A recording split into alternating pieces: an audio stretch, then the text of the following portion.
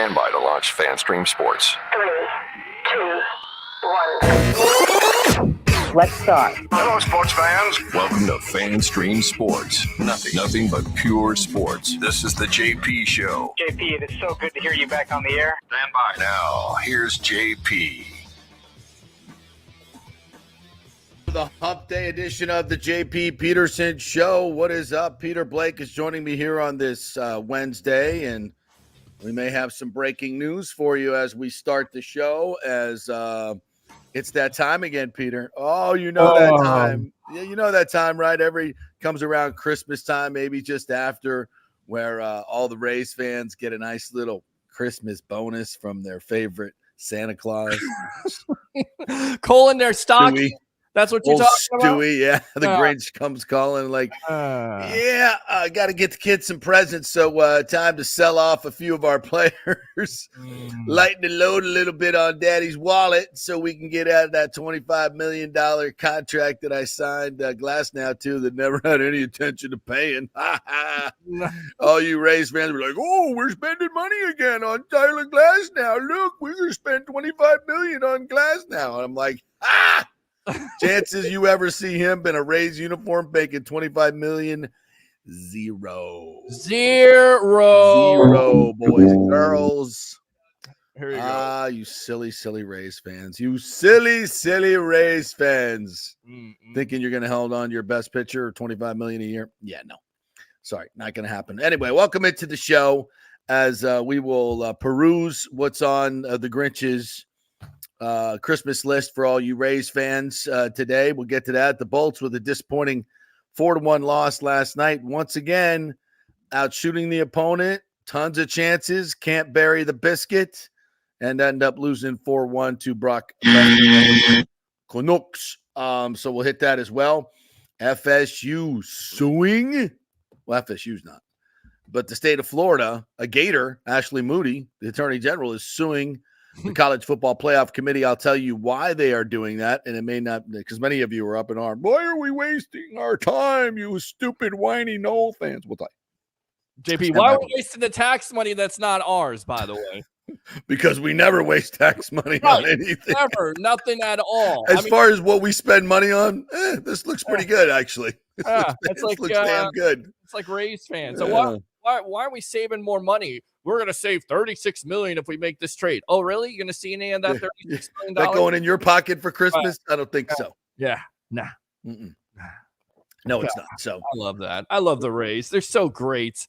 You know, I put out the post there, just the rumor of Randy Arozarena possibly being traded, which, by the way, there seems like there's some traction to that. Yeah. Way to go, Tampa Bay Rays, and throw away Randyland. And you know I'm an admin of I Love St. Pete, which has 150,000 following. And let me tell you something. The majority of the people, maybe 1, 2, 3 people, were excited about it. Everybody else hate the organization, don't want to go out and support them because they're trading away fan favorites. How can I be a consistent fan when this team continues to trade away consistent fan favorites? How do you do that? I mean, and then again, people go, well, the fan base doesn't invest in this product. Well, Stu and the organization don't even invest fully in their product. So I'm supposed to invest in it. I mean, I don't know. I don't know where I'm at here. Am I in the twilight zone? I mean, the Lightning have shown how it's done. The Tampa Bay Buccaneers have shown how it's done. And yet the Rays continue to do the same freaking thing over and over again. Is it a shocking development? No, it's not. But Randy Arozarena, you can kiss your fan support goodbye. Well, here's where we're at as of 10:04 this morning. Yeah. Major League Baseball trade rumors reporting that the deal is almost done with the Dodgers. The Dodgers will get Tyler Glasnow and overpaid Manuel Margot in exchange for Ryan Pepiot, Pepiot, and outfielder Johnny DeLuca. Yeah. Johnny DeLuca. The agent for what Danny DeVito, the quarterback for the Giants. Tommy DeVito's agent, yeah. There you go. Slimy Gelato. Yeah. Slimy Gelato. He is also Johnny DeLuca's agent. Yeah. So we'll have Randy Land on one side and Pasta Land on the other, with John Luca. Yes. Oh, this has been reported by MLB Nerds, Jack Azule Heron, and Bruce Kuntz of the Dodgers Digest, and that's the way the name's spelled. What do you want to do? Is that what you said? Really starting out well today, JP. I tell you. Not say, hey, I'm just reading what you write on the screen here, right? I feel like a lot of people will be saying that, right? Yeah, about Stu, that freaking Bruce Kuntz of a guy that he is. So Tyler Glass now, the ace of your staff, is now going bye-bye because they don't want to pay him $25 million, which, listen, we can all talk about it. He's been oft injured. We know that. Is it worth the money? You know what? Again, it's not my money. And without his money on the payroll, you're going to have another $70 million payroll, or roughly what Ohtani defers every year. Not even what he makes, but what he defers every year. So, yeah, I mean, here's the thing. And I see you, I was once you, young Peter Blake. I was once you. I used to get very upset about these moves and them trading away our great players, our Cy Young Award winners, for a bunch of slapdick prospects. And I used to get all upset about that and where they're going to build the stadium. And, and then I was like, you know what? What am I doing here? What am I doing here? Stu's he just sits back and laughs at me. He laughs. Look at this guy getting all worked up. Look at him getting all worked up. Doesn't he realize this is just a business thing for me? I'm playing all you rubes here in St. Petersburg, you bunch of stupid Southerners, you Floridians. I'm playing you people, and I have forever. You think I'm trying to win? I mean, I was onto him a long time ago. Don't get me wrong. I was onto him, but I was, I was just mad. I was mad about it. But now I've gone to a calm place, Peter. I've gone to a place where the Rays can't upset me anymore. I'm out. You're done. Until you sell the team, I'm out. I'm just going to sit back and laugh at the rest of you guys getting all worked up like I used to get worked up. Like Stu laughs at me and he laughs at all of you. You think he's in this to actually win games? No. This is an investment to play toys, how he makes his money. And he laughs at everybody thinking that he's trying to actually win, and goes out there and does interviews and talks about how smart he is and how many great moves they've made, and wants to build a stadium in a place where none of his fans want the stadium. 80% of the fans don't want it there. That's okay. We're going to build it there anyway. Why? Because I get lots of upfront money. Not about you people, you little stupid people, you idiots in St. Petersburg, going to give me $1.2 billion in public money to build my little development here. You're gonna give me the land on the cheap, and land you can't find any land in Florida to build on. You're gonna give it to me on the cheap. Okay, then I'll sell the team and leave you with a horribly located stadium and $1.2 billion in public debt while my team goes down the drain because I've taken all the resources out of it when I left town, all the TV money that I got up front. Bye-bye. See you, boys. Thanks for playing. Thanks for playing, you idiots. And he's out the door. And meanwhile, everybody's going to bitch and kvetch about, he's selling off the popular players. Randy runs the rate. Why? Why? Because Randy's what you can get the most for right now. That's how he makes his money. You sell off the players as they get more expensive. Doesn't matter who they are, how much they're loved, how much fans want to come see Randy Land. It doesn't matter. In fact, the more you love him, the more he loves to trade him. Yep. The more he loves to trade him. And then he gets young, talented. Usually he gets young, talented players back that keeps him competitive on the cheap. And that's the way. Yeah, that's the way they do it. Yeah. And they just recycle it. They're never going to win a championship. Nah, no way. John Smoltz has come on here, and the smart people know that the Rays are great in the regular season, but they're not going to win anything in the World Series. Look at their playoff record. 4-14, can't score a run when it gets to the postseason. Yeah, I mean, come on. It's the Peyton Manning of the offseason before Peyton Manning had a defense and a running game. That's what they are. Great numbers. And again, I just keep on going back to this. For a team that is, romanticizes about analytics and numbers, the number remains the same. There has not been a team since 2003 that's won a World Series with a 15th or less payroll besides the Florida Marlins. 2003. A highly intelligent team.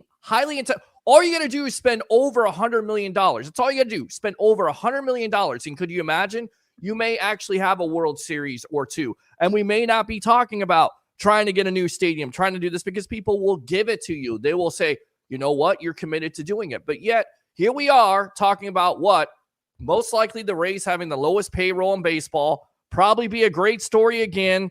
But you know what? There's no guarantee in this, because everybody was saying when they traded Blake Snell, or they're going to get back prospects, guys are going to come in here and be major league ready. What'd you get out of that deal? Blake Snell, can you imagine him on this pitching staff right now with the 3 pitchers that you lost to Tommy John surgery? Oh, you could, but you can't now. You know why? Cy Young winner going to somewhere else. That was a great trade, right? I mean, it's always about trades, future, and this. And when is it now? When is it now for a Rays fan? And open phone lines there if you want to talk about the frustration of this. 727-255-0391. It's 727-255-0391, because I'm frustrated about it. I don't think it's ever going to go away, but you're exactly right. You come to a point like yourself, we call this evolution. It's evolution where, you know what? I don't even give a damn anymore, because I expect them to get rid, because it's the Rays way. Yep. Yes, it is.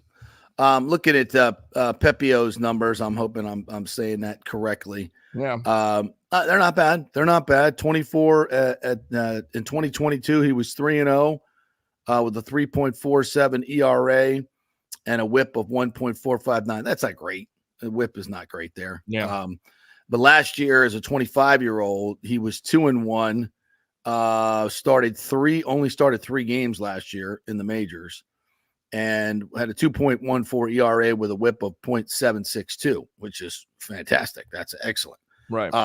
But also a very, very small sample size, 38 strikeouts in 42 innings pitched. So, not a huge strikeout guy, but not bad at all. So yeah, he's got some upside. As I'm being told by our good friend Bucs Basement, that these are good gets. I don't.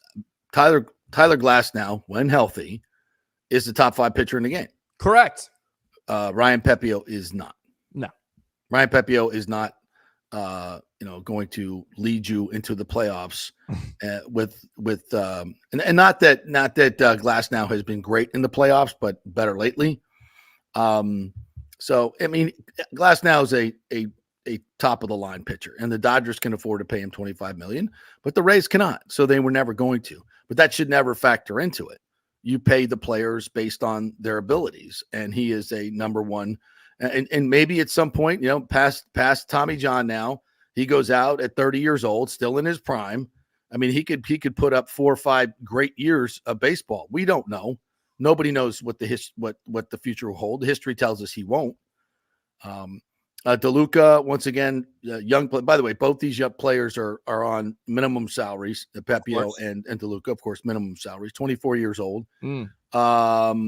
Last year, hitting 318, and trying to see the regular numbers here.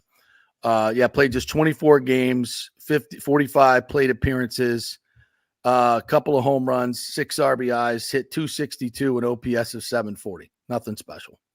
I haven't looked at his his minor league numbers, but that was his limited time in the big leagues. 8 strikeouts in 45 plate appearances. Not terrible, not great, but looks like a good prospect. But again, a prospect. Nothing proven. A prospect. We're talking about prospects. Always prospects. I should go Allen Iverson. We're talking about prospects. Well, that's what you're going to get. You're not going to get any major league talent, for an all-star caliber pitcher like top of the rotation guy. You're not going to get any because he's $25 million and Margot's, $7 million. He's overpaid as well, but that's that's tipping money. That's tipping money. He's our highest paid player. That's tipping money for Andrew Friedman. So. Yeah. Well, and I tell you right now, they paid the $700 million. And when people say, well, it can't happen, you look at what Shohei did first and foremost with that contract. What did you think of that? And then on top of it, he's deferring it. So it's like $2 million. So he's actually helping out the Dodgers so they can go out and get, players. With the analytics team of the Tampa Bay Rays, why haven't they thought of that? Why haven't they gone out and got a top player and had them do the same Deferred thing. money? Right. Well, because eventually you have to pay the money. And the one thing that Stu does not want to do is pay anybody $68 million, even if it's deferred. Right. And the Dodgers are smart, especially in the market they're in. It's the Asian money factor that Ohtani brings. I mean, he's going to, of that $70 million, that, even if you look at it in its totality, even though it's deferred, and why is he deferring it? So when he moves out of California, he doesn't have to pay the 12% tax. And he can collect the money without that tax. So the Dodgers can market the television rights and the advertising rights.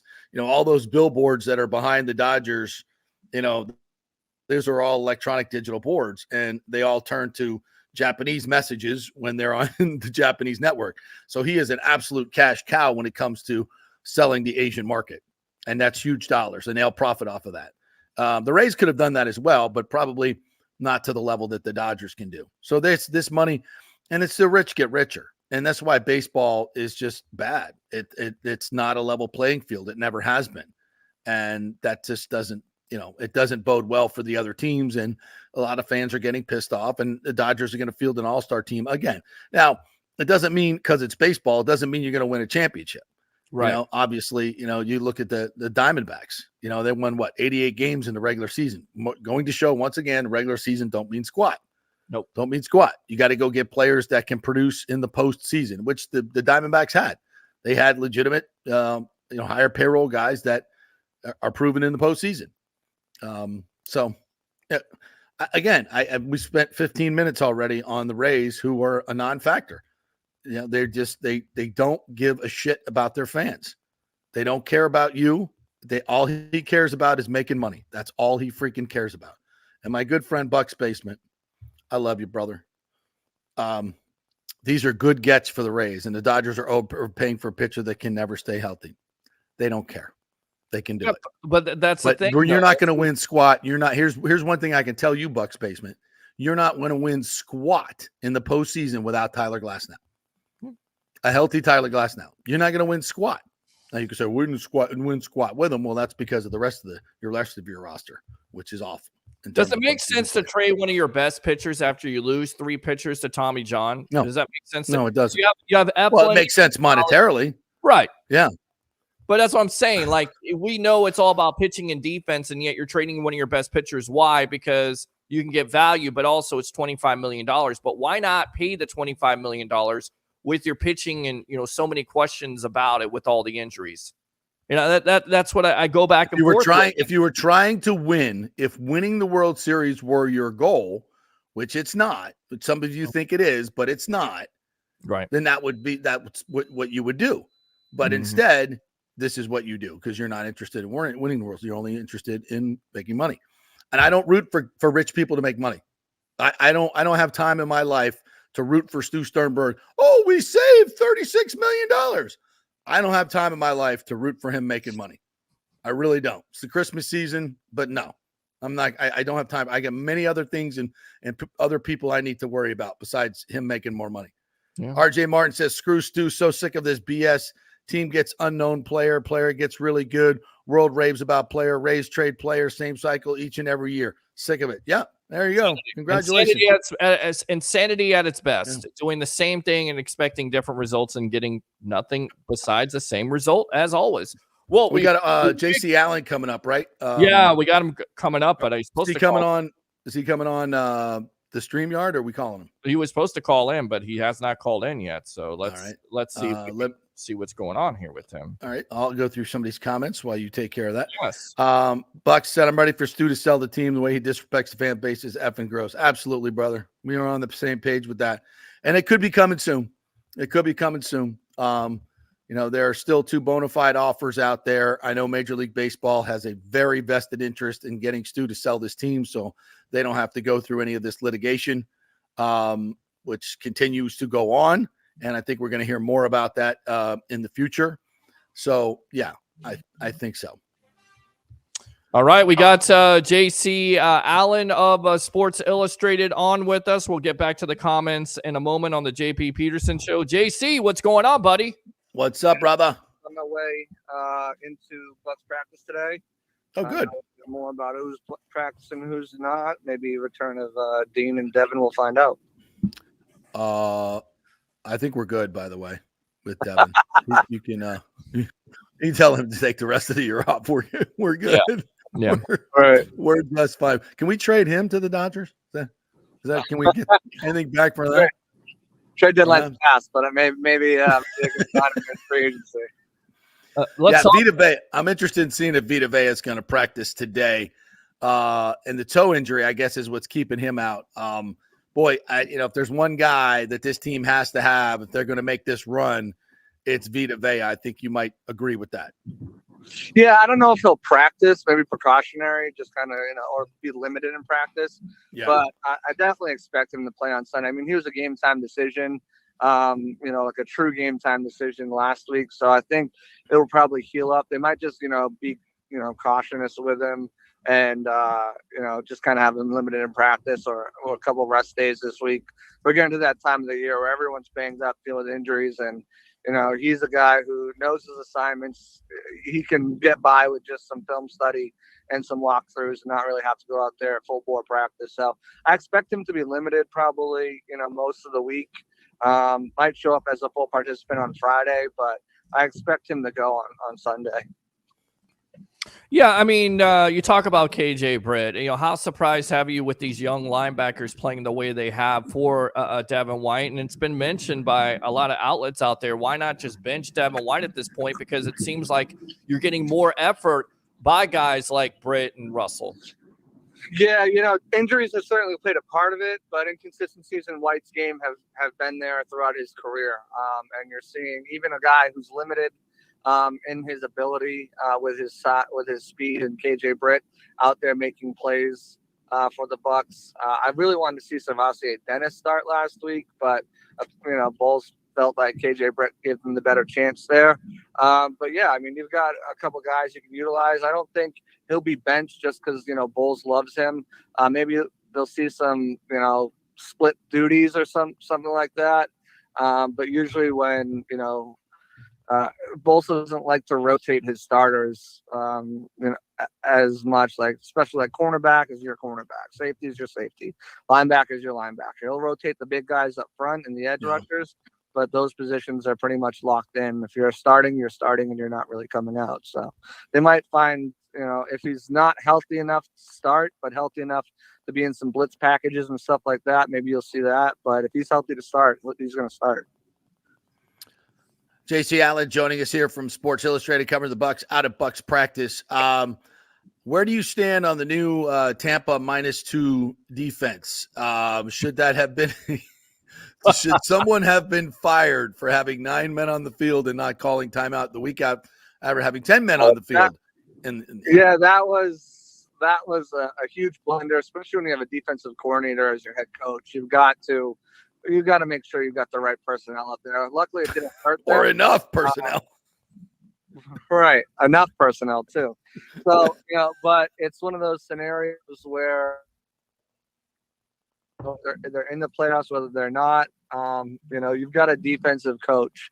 There is expected to be growing pains on offense, but a lot of the reason they've lost this game has been blunders on defense, miscommunication, blown assignments. We've seen big play after big play. Drake London had 4 explosive plays over 20 yards or more, and including a 45-yarder that set up the game-tying touchdown or game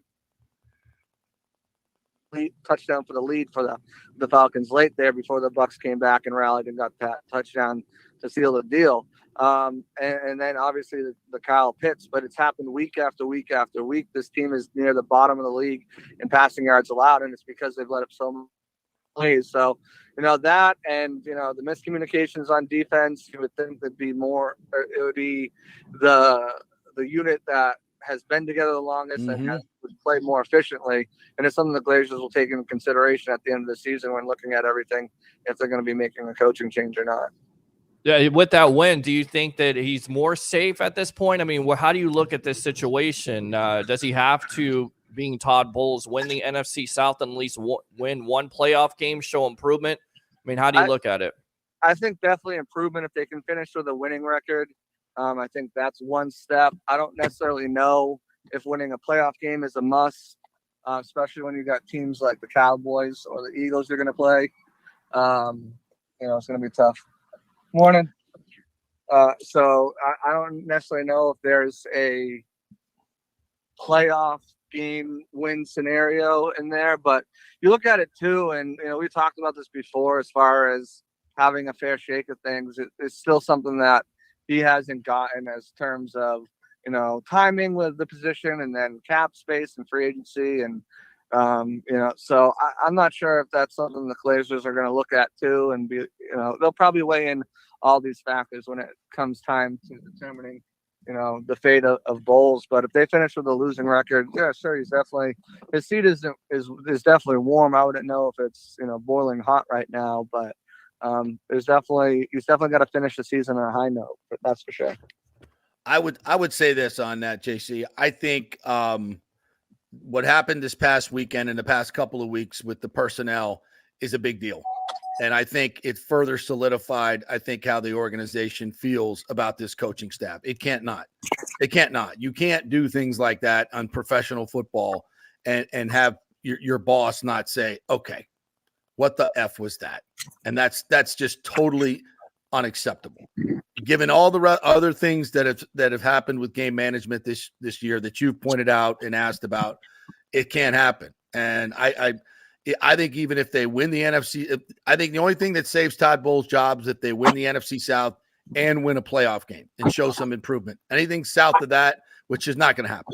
Anything south of that, he's not going to be the coach. So I would say 99.9% Todd Bowles will not be here next year. But we'll see. He has a chance. Go on a run, which I don't expect to happen. And you can keep him, but I don't think so. Now this week at Green Bay, if they can get Vita Vea back, I think Baker Mayfield's got to be better. Let's just say that. What are your thoughts on the offense and how it struggled early on? Great plays late for Baker, and I love his competitiveness, clutch as he was, but it was ugly most of the day. Your thoughts?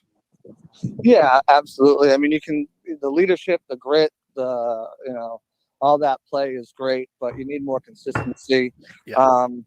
From your quarterback. You just need to. There are several plays that he missed guys that are open, and ended up throwing away, taking a sack on one of them. And he's got to be more consistent, more decisive.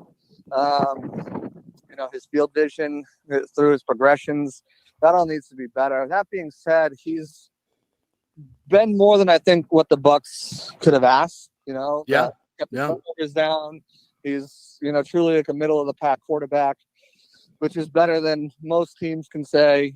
He's remained healthy throughout the season, started every game so far. So I think when you look at those aspects, the Bucs have to be kind of happy with what they've gotten.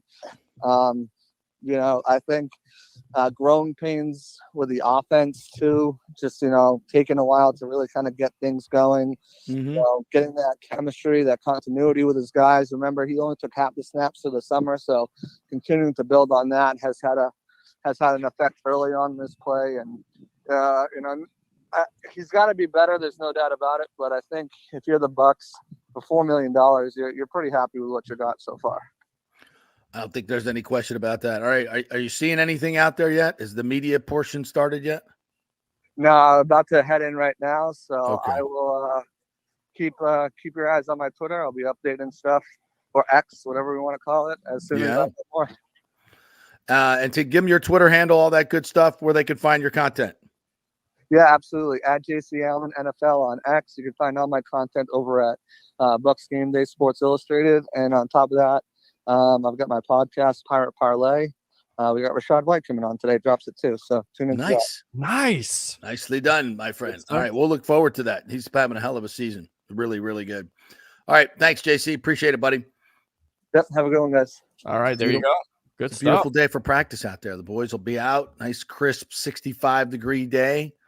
Yeah. Mm-hmm. Big game coming up versus the Green Bay Packers, which I don't know if you watched Monday Night Football or not. I think everybody did. Yeah, I kind of winnable game. That's really a winnable game, and I know they've had confidence with Jordan Love, playing like they thought he was going to play as you draft a number one quarterback as your franchise. But certainly seems like it can be a beatable team. In fact, I think, the matchup everybody should be looking at this point is what the Bucs are doing right now with the rushing game. The defense of the Packers is not good against the run. So we could see White go off for maybe another 100-yard game if the Bucs are committed to it. And you look back at that Atlanta game, Baker probably played his worst game of the season. Thank God he had that running game in check there. Well, this is going to be a much different Packers team that we see this week. They're going to, in fact, let's go ahead and hit a break here, Peter, and then we'll come back on the other side and preview that a little bit. We'll get back into the Rays as well. I know everybody's commenting on the Rays. Yes, we started the show here, Bucs, Rays, Bolts. Where were you? Talking about the Rays. So we'll get back to that. We got Bolts news. I got the FSU thing to get to. Got some interesting nuggets on why the state of Florida is getting involved in this and what they know. Because they know. We are brought to you by the Jeeves Law Group, JEEVESLawgroup.com. Scott Jeeves is in his office in St. Petersburg, I believe, today. If not there, he's in the Tampa office because he actually lives here. Unlike some of these other big firms that you see advertising, he is here. He is involved in the community. You can talk to him in the flesh, and you can call him and talk to him. Just go to Jeeves Law Group, JEEVESLawgroup.com. They are big enough to take on the big insurance companies, but small enough to give you the personal attention that you so richly deserve. And as we always say here, let's keep it local, folks, with the local folks that make this great community work so well. And Jeeves Law Group supports a lot of the local initiatives and charities. So keep it local. It's the Jeeves Law Group, JEEVESLawgroup.com. Back in 3. Stay with us.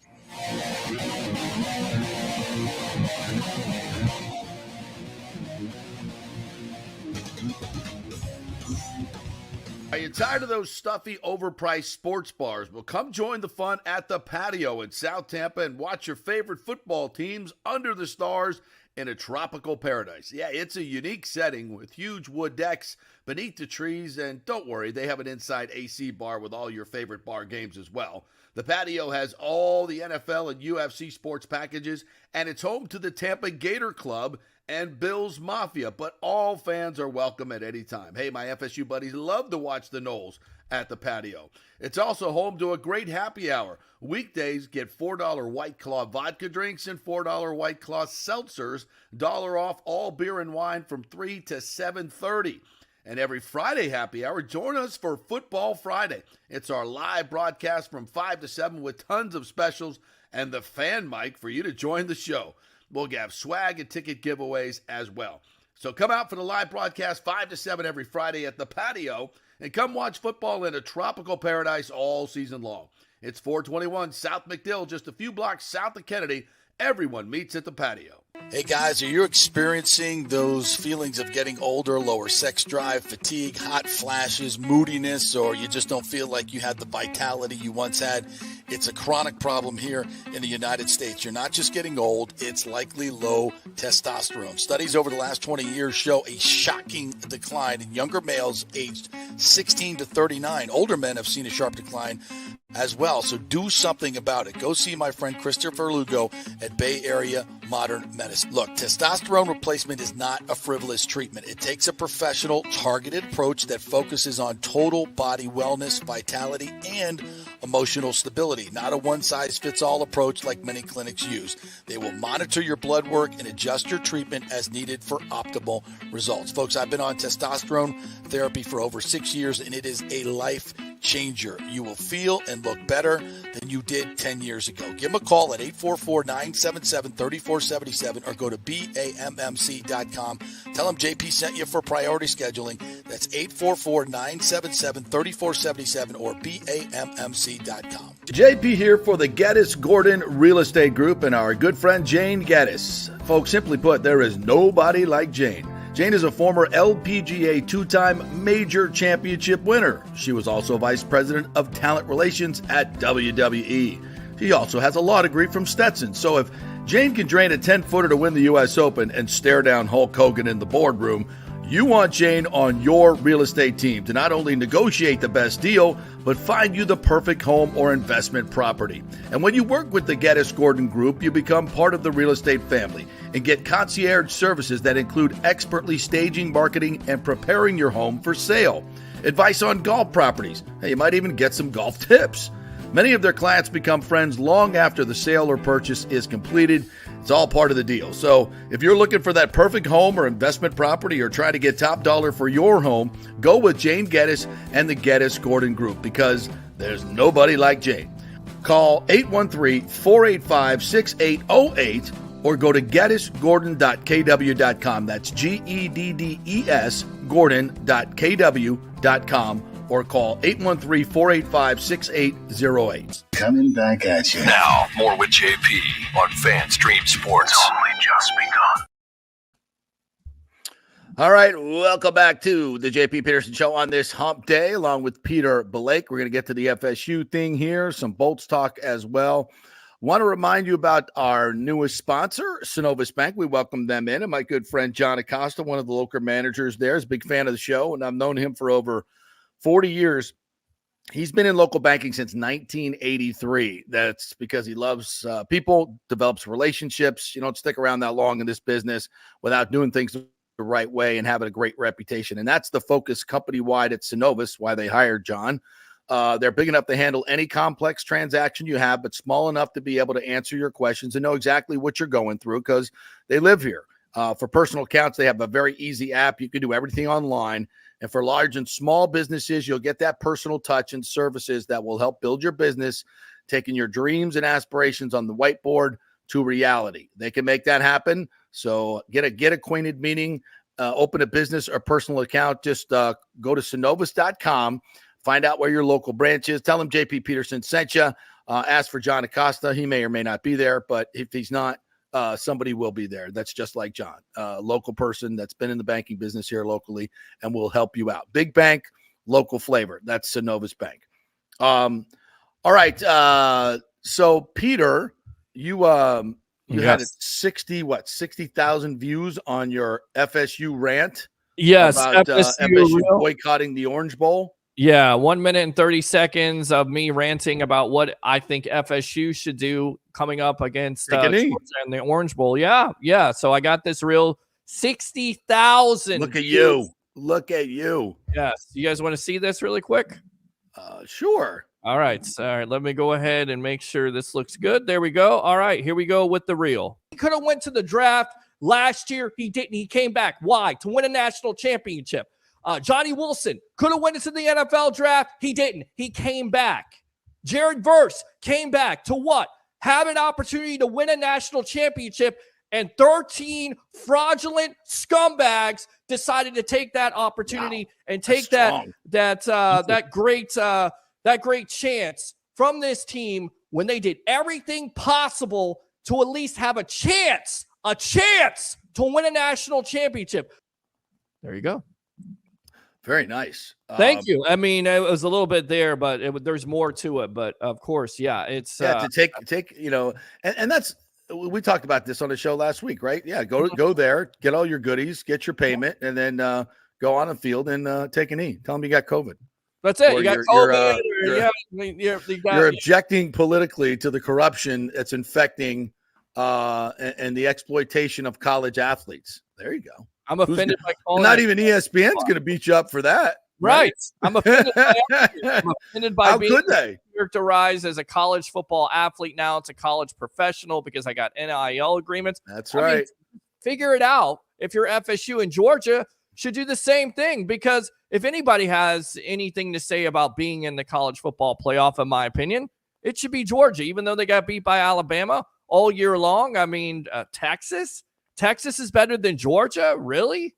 I could see Georgia and Florida State in the playoff more than I could see Alabama and Texas. Just my opinion. So, well, and there's a lot of different ways. And it's interesting to note that FSU we haven't had a bunch of mass defections yet, from as far as I know. Anyway, I've been waiting to hear that Jared Verse is not playing, or, Johnny Wilson has decided to go pro. So that's one, but I haven't heard about Brock Bowers from Georgia. If I'm missing this, hit me up in the comments. But I thought there would be, Trey Benson, another top NFL prospect, Fabian Lovett.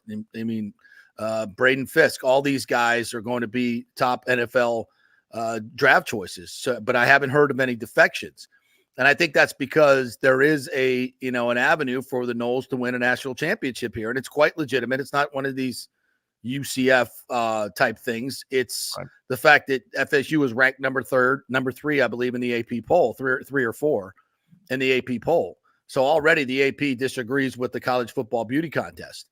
So right there, if FSU, let's just say, if one of the one-loss teams comes through, either Alabama or Texas, and they're sitting there at 15-1, and FSU just wins or blows. What if they blow the doors off Georgia? Right. Or wins, like beat them like they did LSU by 21 points. Sure. Then if I'm an AP voter, I'm sitting there going, okay, now wait a minute. And especially if Tate Rodemaker goes out there with his month of practice and plays well, right? And throws for 3 touchdown passes, and they're moving the ball offensively. The offensive line is healthy again. Wow. And if that were to happen, which is, very likely, that's not the craziest thing in the world that we've seen in sports in the past month, right? If that were to happen, and you're an AP voter, and you know FSU got shafted, and I'll get to the next point here with the lawsuit. And you were sitting there as an AP voter on January 12th, going, okay, I got a 14-0 FSU here, who went 3-0 in the SEC, and I've been told the SEC is the greatest conference ever. Beat the 2-time national champion Georgia Bulldogs worse than Alabama did, and Alabama now has come through the playoff. And they're the playoff champions, the beauty contest champions, but they still have one loss, and that was at home, a home loss by 10 points to Texas. Yeah. Okay? All right. So now let me look at FSU's resume. Crushed LSU. Mm-hmm. Defensively, best defense I've seen in a long time. They just throttled down Georgia. They beat Florida at Florida. They beat Clemson at Clemson. They beat Louisville without their starting quarterback. That was averaging 33 points a game, shut them down tremendously. Wow. And they got screwed. Okay, you got my vote. You're undefeated. You earned it. You earned my vote. So if they get the AP vote and they finish number 1, that is a legitimate national championship. Yeah. And I mean, for anybody saying the ACC is weak, they went 6-4 versus the SEC this year. Yeah. Okay. That's right. And again, Florida State. FSU win, and let's see what happens in the bowl games too. We got at least one ACC SEC matchup in Georgia and Florida State. So we'll see if FSU goes 3-0 in the SEC. Oh my God! Then it's now 5-0 in the past 2 years in the SEC. I mean, how could you sit there and say that they beat Georgia and LSU twice? Right. And I'll argue LSU is the third best team in the SEC, by the way. If they do that, they beat the first team. I mean, in Alabama, the SEC is sitting there with one loss and should have lost to Auburn, as we all know. How can you, even in good conscience, even think about voting Alabama ahead of FSU? Come on. That's ridiculous. That's effing ridiculous. But because of the eye test? Yep. F your eye test, by the way. I mean, I could bring you a freaking laundry list. Just go look at Monday night, okay, of eye test to who you think should win that doesn't win on a weekly basis. My God. So stop your eye test. What's your eye test telling you when the Titans were down 14 with 3 minutes to play? Oh, Will Levis can't get it done. He's no good. Oh, wait a minute. What just happened? He looked pretty good. Miracle Whip. Yeah. There you go. So, all right. So this brings me to the lawsuit. The state of Florida, led by our good friend Ashley Moody, who's a Gator, go Gators. Go Gators. Is suing the college football playoff to in civil court to get some discovery in all the notes. And it's interesting which notes they've asked for. So we'll get to that in a second. Quote from the lovely Ashley Moody. I'm a lifelong Gator, but I'm also the Florida Attorney General, and I know injustice when I see it. No rational person or college football fan can look at this situation and not question the results. As it stands, the committee's decision reeks of partiality, so we are demanding answers, not only for FSU, but for all schools, teams, and fans of college football. Hooray, hooray, end quote. Moody and her offices are demanding, this is from the Times, by the way, answer through a civil investigative demand, essentially a subpoena for civil cases, not criminal ones. The office's requests include information about communications related to, quote, the availability of key players and coaches during the committee's deliberations. This is significant because committee chairperson Boo Corrigan, cited the injury. You have to do that by law, by the way. You have to boo? When you say his name, you have to boo him. The FSU star Jordan Travis. There you go. Yeah. A major reason why Alabama leapfrogged the Seminoles. But remember, FSU only dropped to 4 after Jordan was hurt. Didn't drop to 6 or 7, dropped to 4. Why? To set up the drama. That's right. Somebody had to be leapfrogged just to drive the knife in a little bit longer and better. They are also looking for the individual and collective votes by the committee, plus notes and other related documents. It was a secret ballot. Did they really vote that way, or did ESPN just change the outcome? We'll find out. I'm sure they did put down their votes that way because they were instructed to do so. But if they're instructed, there must be some communications. Maybe it was verbal. Maybe they're smart enough just to do it verbally and not do it. But trust me, and I'll get to this in a second, they're smoking guns. He also wants communications to and from the ACC, the SEC, ESPN. Why are they looking for ESPN communications? Or the NCAA about deliberations. Interesting. The ACC. Why would the ACC screw themselves? Interesting. Media talking points or interview notes. Media talking points. Why would the Attorney General want media talking points? Why do they care what's going on College game day?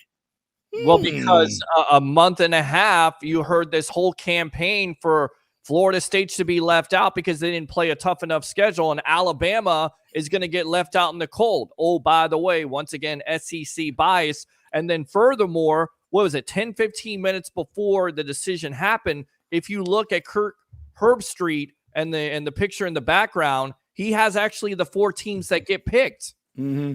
But they don't know. They don't know. No conspiracy at all, which, by the way, Herbstreit was double and triple downing on FSU fans saying they're a month before it happened. I alerted you to that a month before the vote. I saw it on ESPN Game Day, and I came to the show on Monday, and I said, watch out, Noel fans. Yep. Something's brewing.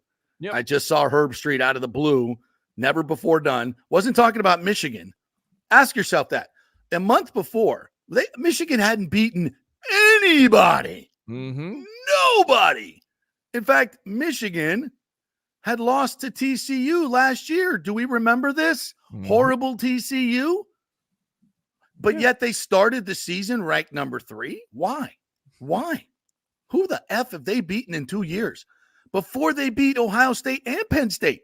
You're talking about FSU was the odd man out? What, because of that great non-conference Bowling Green schedule that Michigan put together in the early season that they trounced because all the cheating allegations that clearly show it was a competitive advantage for them based on their previous record and then their record post-cheating? So that of the 2 undefeated teams, Kirk Herbstreit, that you had to point to, FSU was the one? Please tell me why. Because at that point, FSU had wins over LSU, pretty good team, at Clemson, Duke, who was ranked at the time. I mean, if you're going to pick an undefeated team, how about the one who's beating Bowling Green and Indiana? Are you in Penn State with no freaking offense? Come on. And I don't think they'd even beaten Penn State yet. Why weren't you talking about them? All of this stuff doesn't make sense. This is why they want the talking points, because they know damn well this was a narrative that was concocted a month before the vote. And they want to see all the talking points because in there lies smoking guns. They also want to see documents or communications about restrictions on conferences against having alternate playoff schedules. I don't know what the hell that means, to be quite honest with you. No idea. Information about any protests or boycotts involving major bowl games or the playoff. Interesting. Any internal communications about the Power 5 conferences and the composition of major bowl games in the playoff. So I'm not exactly sure where they're going with that, but the fact that they're asking for talking points in interview notes and all communications from the ACC, SEC, ESPN, and NCAA. And here's what you say, well, why would the ACC sell out their own team, FSU? It's a great question. And I've kind of talked about this many times, but I'll say it again, because if FSU if they were successful in dissolving the ACC like they were trying to do in the offseason and getting out of their grant of rights by dissolving the conference, which goes till 2036, which is a completely fraudulent document that the FSU was signed back in the stupid ass days when Stan Wilcox was running the damn department, that the whole league signed on to. And I submit, and FSU submits, that is a fraudulent document based on fraudulent information that was given to them. And I think it was done, by ESPN so they could get a better deal. And Tim Corrigan, Boo Corrigan's brother, inside job. So why would the ACC cut their own team? Because FSU was trying to dissolve the ACC. They're not on the same team. And that's why they want the information for the ACC, because they know the ACC wanted to screw FSU too. And Boo Corrigan, NC State athletic director, is one of the teams, NC State, who could have easily gone to the Big Ten in this offseason, but didn't want to go.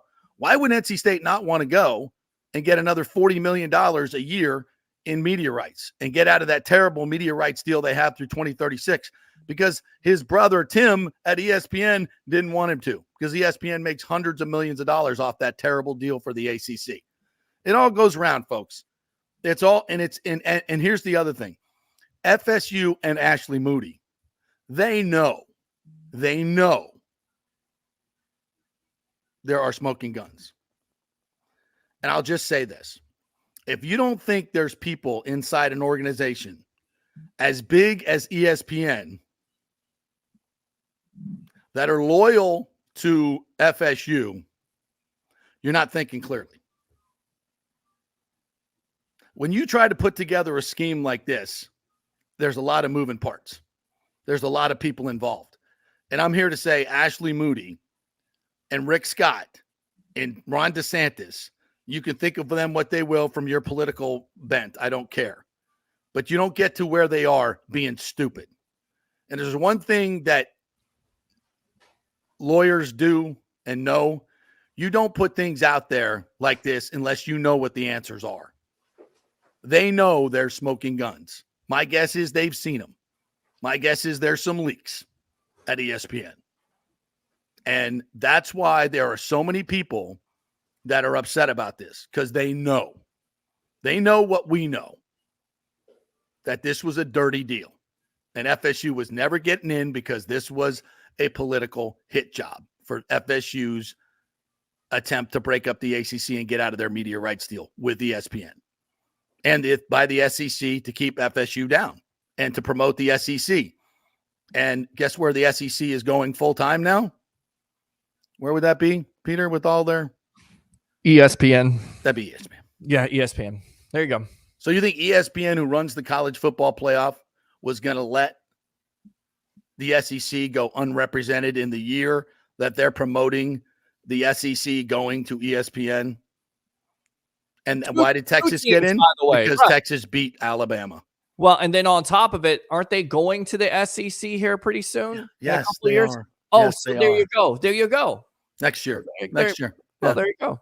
Yeah. Of course. Yeah. So, and here's the thing. And it's interesting that the deadline for this is January 11th. January 11th. What happens January 11th? I don't know. What is that? I don't know. Let me check my calendar here. December. Let's go to the 11th. That is let's see. January 8th is the college football national title game. That's a couple days away after it, huh? Yeah. Interesting. Yeah. I would say that in here, and this goes back to my talking points on the AP National Championship. If there is evidence that comes out, by the way, it's requested they want it by December 26th, I believe is, and then the final deadline, January 11th, before they start, doing contempt of court actions. So they want it now. And this brings a lot of teeth. Trust me. When the Attorney General for Florida asked for this stuff, you better freaking comply. This is no Rick Scott sending a harshly worded letter. This has teeth to it. It has civil subpoena power. You got to answer these, or you be subject to massive fines. So, yeah. And if there are some smoking guns that come out and you're an AP voter and FSU goes undefeated, what are you going to do? What are you going to vote? You would vote FSU the national champion. You would think. Yeah. You would think that. But then again, they'll make a case for it and it won't matter. And the disappointing thing is people will say, well, if FSU loses this game, well, then the committee was correct. And that's why I say you boycott it. But on top of it, you're going to be at a disadvantage if some of your best players, like a Johnny Wilson, who's gone on to the NFL draft, he's not going to play in this game. That hurts the offense, And again, goes back to the committee. If you're going to say, well, we're judging it on the players that you have, which you don't have a Jordan Travis, so that's the reason why you kept in. Okay, we'll do the same thing with Johnny Wilson. And then that basically means the game doesn't matter. It doesn't matter, JP. It has no bearing on anything at all. It doesn't matter. That's my point. So, well, let's hope that, and that's, I think, why we haven't heard of a lot of defections yet. Hopefully they may come and they may decide that they'll do their due diligence with some of the AP voters. And if they feel like it has no teeth and there's no chance at all, then they'll probably look at the players and say, okay, it's not going to happen. Do what you got to do. But I would also, if I'm the Noles, I'm saying to all of my players, hey, look, we're taking that money that we're getting from the Orange Bowl and we're giving it to you. A vast majority of it. We were going to pay every one of you players to play in this game, like you're an NFL player. And the bigger your NIL deal, like Jared Verse, you're going to get a bigger share of this money. That's just kind of the way it works, right? Mm-hmm. You're the better players. So Jared Verse, we're going to pay you $100,000 and up your injury insurance. Another $1 million or whatever. Not $1 million in cost, but $1 million in payout. So we'll do that. And for every one of these players, we're going to make it worth your while to play in the game and go out 14-0 and say, screw the bastards. Because if you just quit and lay down, they win, right? And you go out and lose and they'll go, oh, see, we told you they were terrible. We made the right. And people will do that even if you don't have the players in the game, that's what they're going to say. So it's one game. You can get hurt training for the NFL combine, right? Obviously a better chance getting hurt in a game. I get that. Sure. But if you're going to be being paid to play, then go play the game. It's your decision. So I think, I still think there's a lot to play for if you're FSU. And I think this is far from over. This is far from over. And I think, a lot of people will see this as whining and it'll see this as a waste of taxpayer money. But, this would not even be in the top 1,000 as far as wasting of taxpayer money, if you ask me. Yeah. And there are real financial damages to Florida State University, and there are real financial damages to the state of Florida. No question about that. It's a public university, and they're going to lose. They say winning a national championship is worth over $100 million to a school in terms of promotion and more booster donations, more money in terms of what you get from the playoff, et cetera, et cetera, et cetera. So yeah, there's if you've been wronged and lost out on that much money, you deserve to be compensated, and you can sue for that. Sorry, no, that's all right. So you're getting a little emotional about it. I'm definitely steaming mad about it too, because there's nothing you can do. And what you hear from SEC fans and of course Bama fans in general is, go about your business, beat Georgia, and then prove yourself. They have nothing to prove. They went 13-0. They played their schedule. It's not the fault of this. I'm not afraid. If I'm FSU, I'm not afraid of Georgia. No, I've seen them play. They're not that great. No, they're not that great. I mean, South Carolina went toe-to-toe with them. Alabama did. I mean, they're not. The SEC is not dominant, folks. Not this year. They're just not. They're a bunch of middling teams like FSU. Nobody's great. Nobody's over the top great like LSU was a few years ago. There's no Joe Burrow, right? And if FSU had Jordan Travis, I don't think it would even be of course it would be a game with Georgia. I'm not saying it wouldn't be, but right. FSU will have every opportunity to beat Georgia. I don't think there's any problem with that. Not saying they will, but to say that they're 14-point underdogs is ridiculous. I mean, I'm all over that one. Show me the money, but we'll see. We'll see. That's why you play the games. That's it. The games. But you tell the committee that, and then you look at NFL fans and you look at a team like the Bucs and what's going on in the NFC right now. Well, they don't deserve to be in. Well, thank God for the NFL allowing teams to play it out. That's the reason why you play sports in the first place, because you never know. You have no idea. Right. I go back to what the Seattle Seahawks with their record, 7-9. The Saints have to go there and they beat them. Nobody expects that. That's what you love about sports. So that's why it's such a missed opportunity by this committee and the NCAA, because this actually could be a great story where a team like, I don't know, with a backup quarterback wins a national championship. It's not like it hasn't happened before, Ohio State. That's right. It has. And with the defense that's, playing the way they are right now, you have no idea. You have no idea, and you're never going to have any idea now because they're not going to get the opportunity. That's the sad thing about it. That's the most frustrating thing about it if you're a Knowles fan and an overall college football fan, because there is a story there. There is a storyline of this team playing for their quarterback that got hurt, finished for 13. You missed out on the opportunity. Yeah.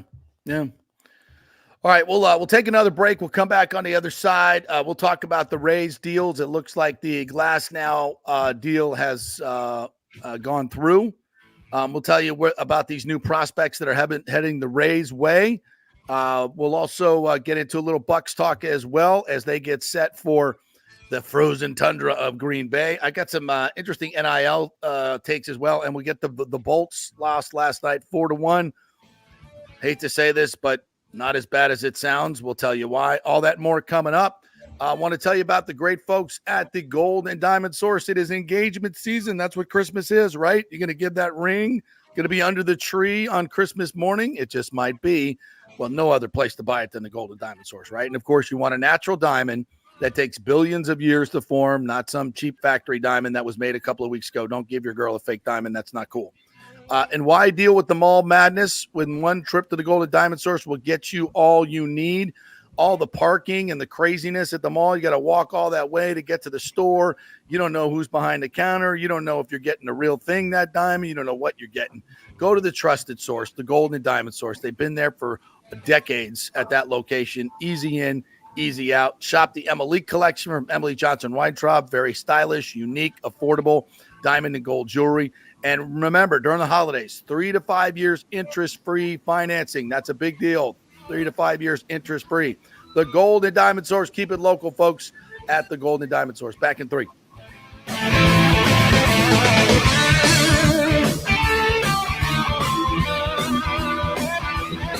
JP here for the Jeeves Law Group, Jeeves. Call for a free case evaluation, 888-9-JEEVES. That's 888-9-JEEVES. We're local, we're trusted. The law firm brings over 80 years of combined legal experience focusing on clients in Tampa Bay, the state of Florida, and national class action cases. If you're injured, get that free case evaluation, no cost to you. The Jeeves Law Group's focus is on auto, truck, and motorcycle accidents, as well as class action and consumer protection law. Scott Jeeves is a board-certified civil trial lawyer and a certified circuit court mediator practicing in the Tampa Bay area for over 30 years. You hear him on the show all the time. Great guy, big Gator fan, and great for the community. The Jeeves Law Group is a highly skilled team with years of experience that will apply their skills, expertise, and knowledge to assist individuals who have been in an accident with compensation for damages, lost wages, medical expenses, pain and suffering, and property damage. Get that free case evaluation, 888-9-JEEVES. That's 888-9-JEEVES. JP here for my good friends at Italiano Insurance, and they did it again. Once again, Italiano Insurance stepping up with the best customer service. I was in a bind. My old insurance company, my auto insurance, jacked up my rates, so I called Charity at Italiano Insurance, and she stayed till 9:30 at night until she got my insurance done. And guess what? She searched all these companies for me. I didn't do the work. She did. Saved me $1,000 on my annual premium. $1,000, folks. That's real money. And that's what you get at Italiano Insurance. Great customer service. And here's another note for you, by the way, with hurricane season up. 40% of people in Florida are underinsured. That means if you have something happen during a hurricane and you need replacement costs, you're going to get 40% less than you deserve. Can't let that happen. Call the folks at Italiano Insurance and get them to help you out in both those regards. They will save you money and keep you insured properly. That's 813-877-7799. Great folks in the community, been doing it for over 60 years. Italiano Insurance, 813-877-7799. JP here for the Geddes Gordon Real Estate Group and our good friend Jane Geddes. Folks, simply put, there is nobody like Jane. Jane is a former LPGA two-time major championship winner. She was also vice president of talent relations at WWE. She also has a law degree from Stetson. So if Jane can drain a 10-footer to win the U.S. Open and stare down Hulk Hogan in the boardroom, you want Jane on your real estate team to not only negotiate the best deal, but find you the perfect home or investment property. And when you work with the Geddes Gordon Group, you become part of the real estate family and get concierge services that include expertly staging, marketing, and preparing your home for sale. Advice on golf properties. Hey, you might even get some golf tips. Many of their clients become friends long after the sale or purchase is completed. It's all part of the deal. So if you're looking for that perfect home or investment property or trying to get top dollar for your home, go with Jane Geddes and the Geddes Gordon Group because there's nobody like Jane. Call 813-485-6808 or go to geddesgordon.kw.com. That's GEDDES Gordon.kw.com or call 813-485-6808. Let's go! Right now, back to the show with JP on FanStream Sports.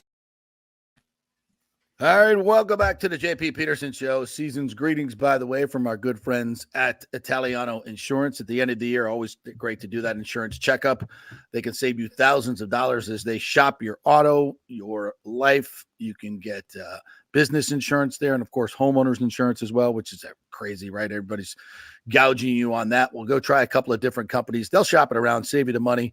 Nice little Christmas present, right? If you save a couple $1,000 on your homeowners insurance, yeah. Not what you make. It's what you keep, people. That's it. Italiano Insurance, 813-877-7799. Ask for charity. Get the best customer service in the business.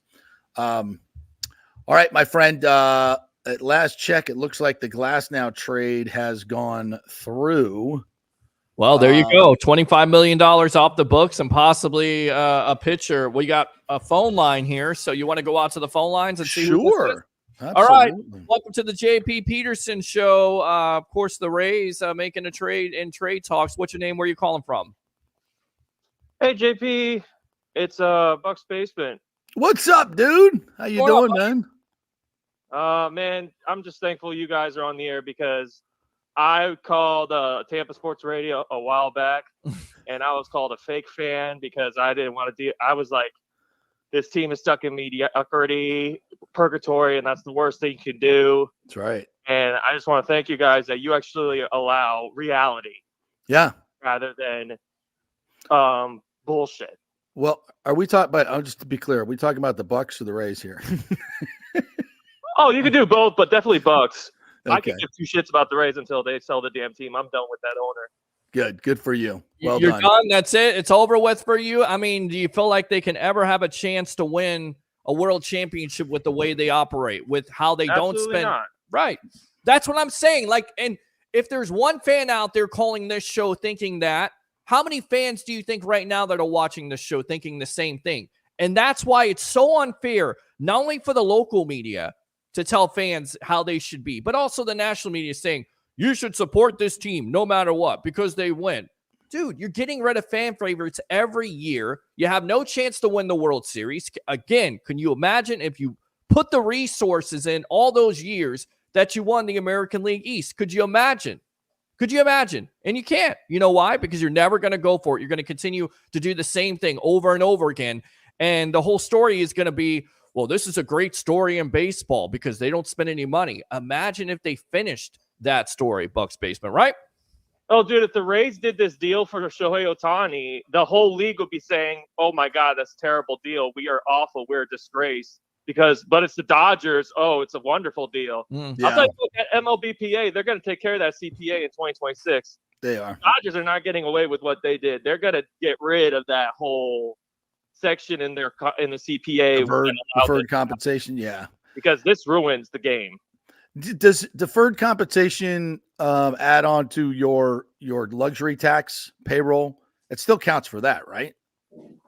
I would think. Yeah, but I just think this is just too far. Like MLBPA has to get involved in 2026. Yeah. Even if that means we lose a season. Oh, they will. This is disrespecting the game. You're just I agree. You're just mocking the game at this point.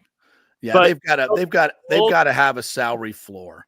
They're never going to agree to a salary cap, and I get that. But there's got to be a salary floor. These teams like the Rays operating at $70 million when they're getting guaranteed money from Major League Baseball more than that, literally more before they sell a ticket or a sponsorship or get $1 in local television revenue. They're making more from Major League Baseball than what they're paying out in their payroll, and that's criminal. That's criminal. You've got to have at least $100 million floor for payroll. And hopefully that change alone would drive Stu Sternberg out of the game. So please make it happen. Please get rid of it. Yes. To go But back to Bulls, though, can I go just say, Bucs win despite Bulls? I mean, dude, water's wet, bro. Like every game, that dude's incompetence as a head coach just gets more and more egregious. The whole 9 men on the field and didn't call a timeout. Like, bro, if we lost that game, I guarantee you remember what happened in 2020, the Falcons and Cowboys game where the Falcons lost and they became they became a joke in the media? That would have been us. Yeah. The 9 men on the field would have definitely been called out. And the Glazers would have absolutely done something at that point. Because we won, that's all swept under the rug, and now it's ridiculous. We're for the participation banner still. People act like it didn't even happen because and how close were the Bucs from losing that game? Many times. Oh, so close. Yeah, and I actually wanted them to lose on the JTS thing because I'm like, that's perfect. Because Todd Bowles has literally refused to bench JTS the entire year. Yeah. So imagine the irony that Todd Bowles' knife in the back is the dude that he's literally gone to battle for, even though he absolutely sucks. It would be perfect if it's Devin White in the playoffs if we ever get there. Yeah. I don't want us to. But if Devin White is healthy, Todd Bowles is probably dumb enough to replace him with whoever the hell is Servassier or JJ Russell. He'd put Devin White in for sure. And I want that to happen because then that's really the knife that's going to put Bowles out of business. Well, I'll tell you this, that Bucs basement, and I understand, no one should call you a fake fan. That's ridiculous, especially, season ticket holder since 2017. Yeah, Not ridiculous. No. No, but I can tell you this: if the Bucs make the playoffs at 9-8 or 8-9, especially at 8-9, and if they lose in the first round of playoffs, which I think they will, Todd Bowles will not be back. I can assure you of that. If by chance, do we really think they're going to finish this season on a 6-game run or even winning 5 of 6? And that includes games. They games. never won 3 games with Todd Bowles ever. No, it's not happening. And just because they won a game and you feel like, okay, great, they can win games. Look how stupid the Falcons were. Look how many times they tried to give that game away and ended up doing it. The Falcons have no clue how to win games. Their game management is as bad as the Buccaneers. Both of those coaches should be fired, in my opinion. So let's not get too excited about winning that game. So I don't think it's going to happen. I'm not for rooting against the team. I'm not for them rooting. I'll enjoy this run. And if they make it to the playoffs, I'm just laughing all the way. It's just the league is so bad. The league across the board is so bad. It's just the amount of fundamental mistakes that happen on a game-to-game basis. Like we're talking peewee football level mistakes, like having 9 men on the field. This happens way too much, and it happens way too much to the Buccaneers. That's a fireable offense. If you don't call timeout in that situation twice in a row, 2 weeks in a row, this is a fireable offense. There's no way that the Bucs hierarchy is looking at Todd Bowles and going, oh yeah, this guy's got it. This guy is the future. We're going to ride this guy to the Super Bowl. Think about that. You think that's what they believe? Well, hey, you're delusional. Think about they don't believe that. They don't believe that. Trust me. There was a lot of people in this organization that didn't want Todd Bowles to come back this year. There were a lot of discussions about that. And in the end, they decided to give him one more shot. and they're not surprised at the outcome. They feel that this roster is way better than the record. There's no way this team should have lost to the Falcons the first time, and there's no way they should have lost to the Texans in that situation. No flipping way. And they'll lose a couple more games down the road that they shouldn't lose. So I would enjoy the run if they make the run, unless they win a playoff game. Unless they win a playoff game, get to the playoffs and win it, Todd Bowles is not going to be back. That's my opinion, but it's an informed opinion. Because we don't need him. Yeah. Well, thank you for the call, brother. Appreciate you. Y'all have a good one. Yeah, good stuff there. So open phone line, 727-255-0391. It's 727-255-0391. It's the JP Peterson Show, as it looks like we're going to have some breaking news here anytime now. You say the move is done with the trade for Tyler Glasnow to the Dodgers with Manuel Margot. Want to go back out to the phone lines here, Eric? Let's go. All right, Eric, welcome to the JP Peterson Show. What's up, my boy? What's happening? What's popping, my boys? Lots going on. Bring it. What do you got? Rays news coming in any moment now. The Rays and Dodgers are working on the deal. The paperwork should be in shortly. I think they're working on the final number because the Dodgers have to make the money work because of the $25 million of the glass. Well, are they going to? Here's the thing: are they going to eat most of that? Is there a possibility, JP, that they would eat some of that money in order to get another deal? Did you guys see that Randy on Instagram last night? Randy was on Instagram. Where did you guys see that picture of Dodgy? Yeah, him and Shohei Ohtani. Yeah, he put that on there. He still has his avatar is still him in a Rays uniform, so he hasn't scrubbed all of it completely. But there aren't a whole lot of other Rays shots. I was just looking at that a minute ago. What would you think of that, Eric? What would you think of the Rays trading? Yeah, there's still lots of posts of him and Rays stuff. Randy, Margot, and Glasnow, part of a mega deal. Is there a way can we get that guy from the Dodgers? What's his name? I want so bad. No, you're not going to get any salary from this. You're not going to get any Major League Baseball ready players. You're going to get prospects, and that's the disappointing thing about it. And I think there's a lot of Rays fans that, some get excited about it, but again, if we don't trade Randy, I don't mind that picture with people talking about and the center field man, and that's not bad at all. If you look at if I can, Eric, let me give you the rundown from MLB trade rumors on these two guys that they're getting. Papio works off a 3-pitch mix, fastball, changeup, slider, sitting 94 with his heater, neutralizing lefties with a plus changeup. Slider has generated good results thus far in the big league, but scouting reports from his prospect days have characterized that offering as a bit below average, giving him the feel of a 2-pitch righty who's lacking a third solid offering. Papio doesn't come with the same type of durability concerns as Glasnow, having pitched 128 in 2022, never hitting the IL with a major arm injury. However, like Glasnow, he missed multiple months after opening the 23 season on the shelf with significant oblique strain. Yikes. Wow. He's ranked as high as the number 55 prospect in the game earlier in 2023. So that's pretty good. That's amazing. That's a steal. A steal for a number one bona fide ace? I wouldn't go that far. Yeah. Pepio's subpar command also lends itself to deep counts and long innings. Oh, that's not good. That's not a huge issue for either the Rays or the Dodgers. Both clubs typically have deep bullpens. Okay. He's controllable for another 5 years. There you go. That's the key. There Won't be arbitration eligible until 25-26. That means he's cheap. $800,000. Swapping him out for Glasnow is probably a step down in terms of per inning quality, you think? But Pepio gives them an option in 25. Of course, down the road. DeLuca is 25 years old, coming off a solid debut, controllable for another 6 seasons, cheap, and would give the Rays a right-handed bat who can play all 3 outfield spots, similar to the more established Margot. DeLuca tallied just 45 plate appearances in his last Major League season, but posted a respectable 262, 311 on base, 429 slugging. Also turned in a combined 294, 390, 566 between AA and AAA.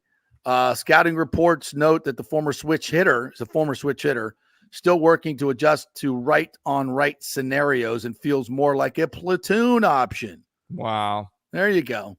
There you go.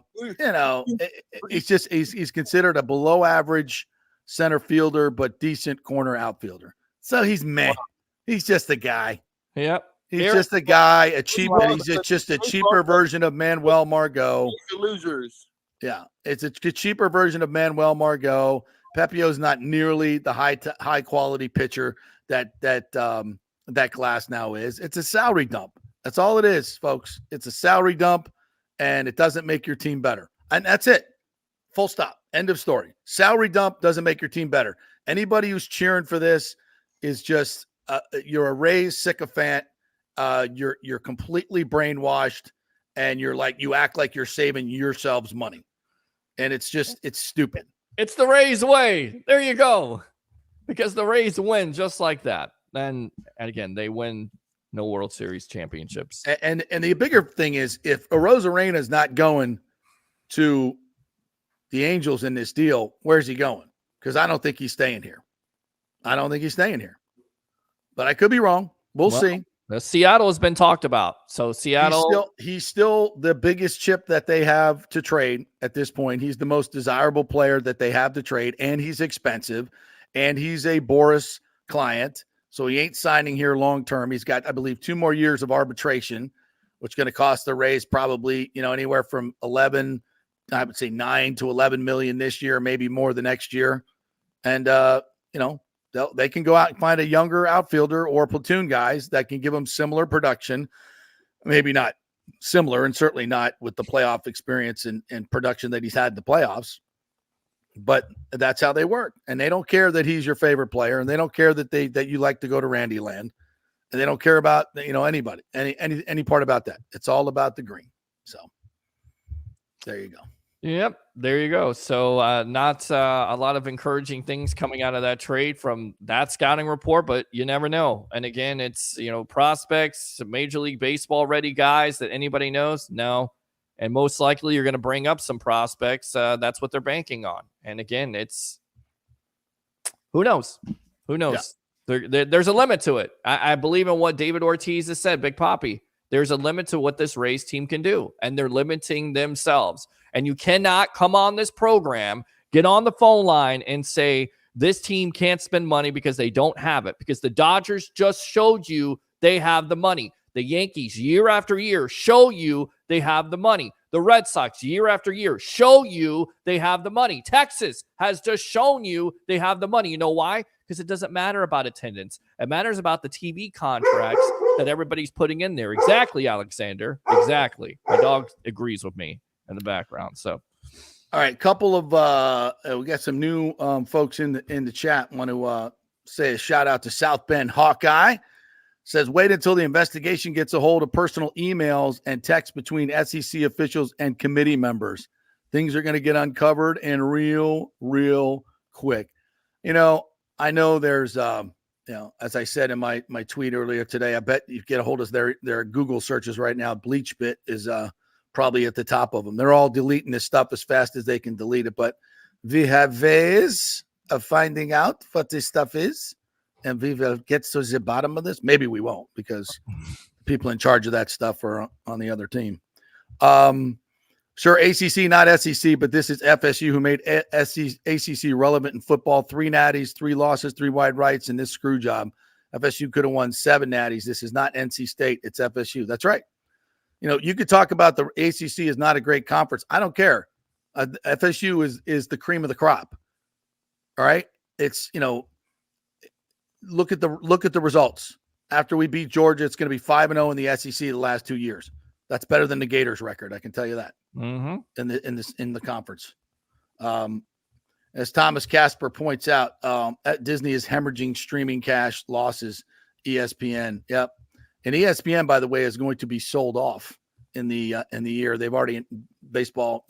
Basically, Iger's already said that, because they've got major issues, and it's because of the way they run their company on many ways. So Disney as well. Politics.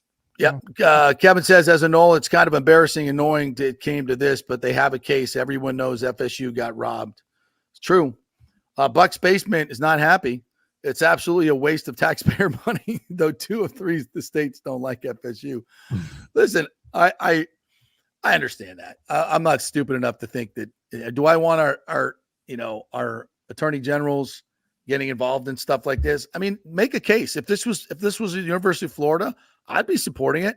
Mm-hmm. If it was Miami, I'd be supporting it. Because again, I know what frivolous stuff we waste money on, and this is not at the top of the list. I would. I think it's a very, first of all, I think from a constituent standpoint, you have a significant number of Florida State fans in this state and alumni that absolutely believe this is a good expenditure. It's not like they're going to be spending, $50 million on this case. They're going to they don't intend to take this case to trial. Okay. They're going to employ some lawyers to get discovery and use that information to first and foremost, get out of the ACC without and I didn't mention this, and I think it's a big part of it. Again, there's $120 to $160 million exit fee. I guess it was started at 160. I think it's down to 120 now. Exit fee for FSU to get out of the ACC. But if they can prove through emails and text messages, and if they can find a smoking gun here vis-a-vis ESPN and the ACC and the SEC, well, then that's more than enough evidence to break the grant of rights.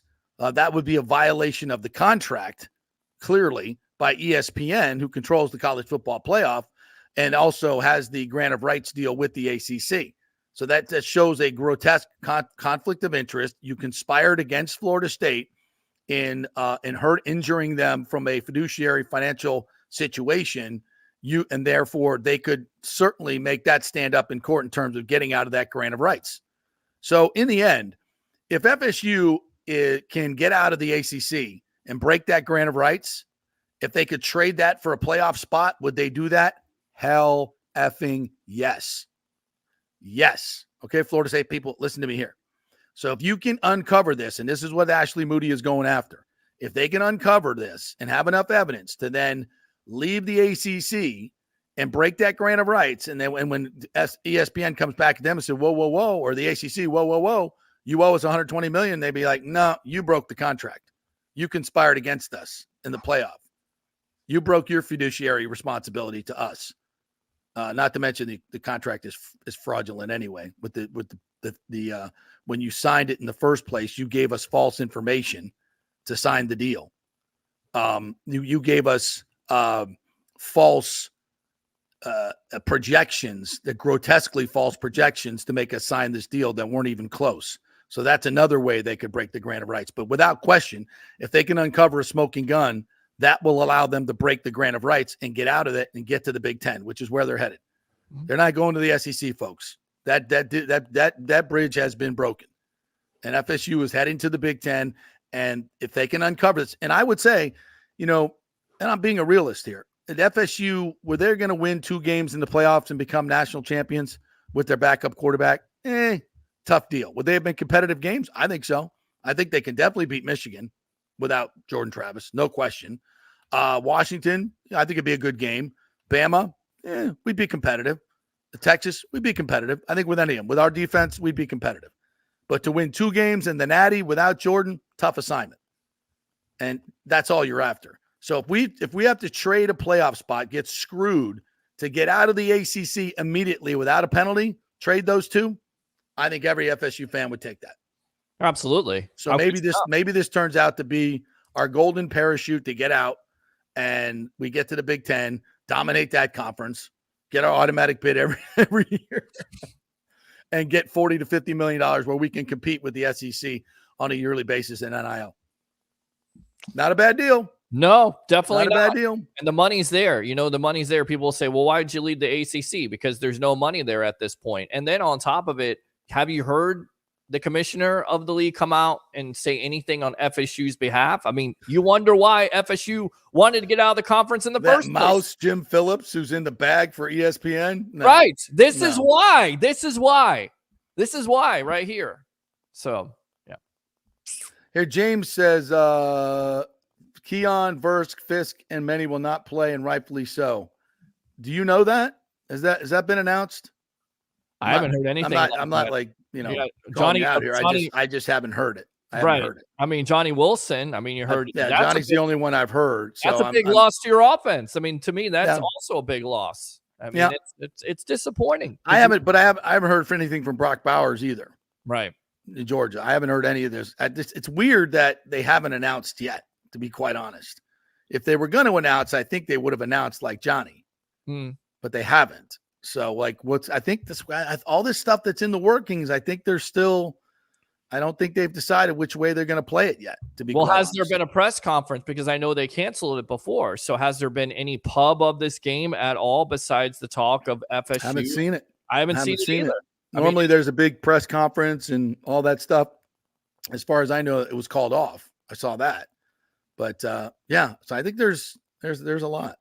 You just wonder, because of all the negative PR, would the bowl game itself cancel themselves out because it would be so negative and they would lose so much money because people, I think, would either not watch it. And there are fans out there saying, well, what about the fans that are purchasing the tickets? I think those FSU fans would understand, if both of those teams decided to boycott or they canceled the bowl, that it would be for, not only for the now, but for the future of this program. Yeah. We shall see. All right, let's take a quick break. We'll come back on the other side. And yes, I've been reminded by one of our great commenters here of the big breaking news that we have not talked about today. Christopher Cole, you are on top of it. And I think it could be a key to the Bucs winning the division. There's a little tease for you, huh? Wow. And we're brought to you by American Mortgage Services. You know what? It's a great time to get a mortgage and buy a house. What? You say? That's right. It is actually, according to Scott Fitzgerald at American Mortgage Services. And here's why. Folks, rates have started to tick down now. They've gotten locked in some people in the high 6s from the 8s, right? There's still some great priced houses out there. Prices have stabilized, even come down in some areas. The frenzy that was on for so long went away when interest rates went up. So if you're eventually going to buy, and you've been on the sidelines, now is the time to buy. Get your pick of the houses, get yourself locked in the high 6s or 7, and then you already have your home. And in a year and a half, when the rates come really down, you refinance with Scott again, and he keeps the fees at almost zero for you. So there's no huge cost in refinancing, and you're back to 4%, but you're in the house you want. So frenzy's coming, folks. If you wait till the rates drop, then the prices are going to go through the roof again.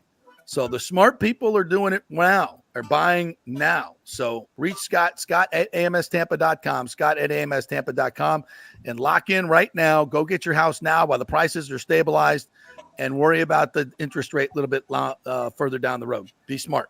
Back in 3.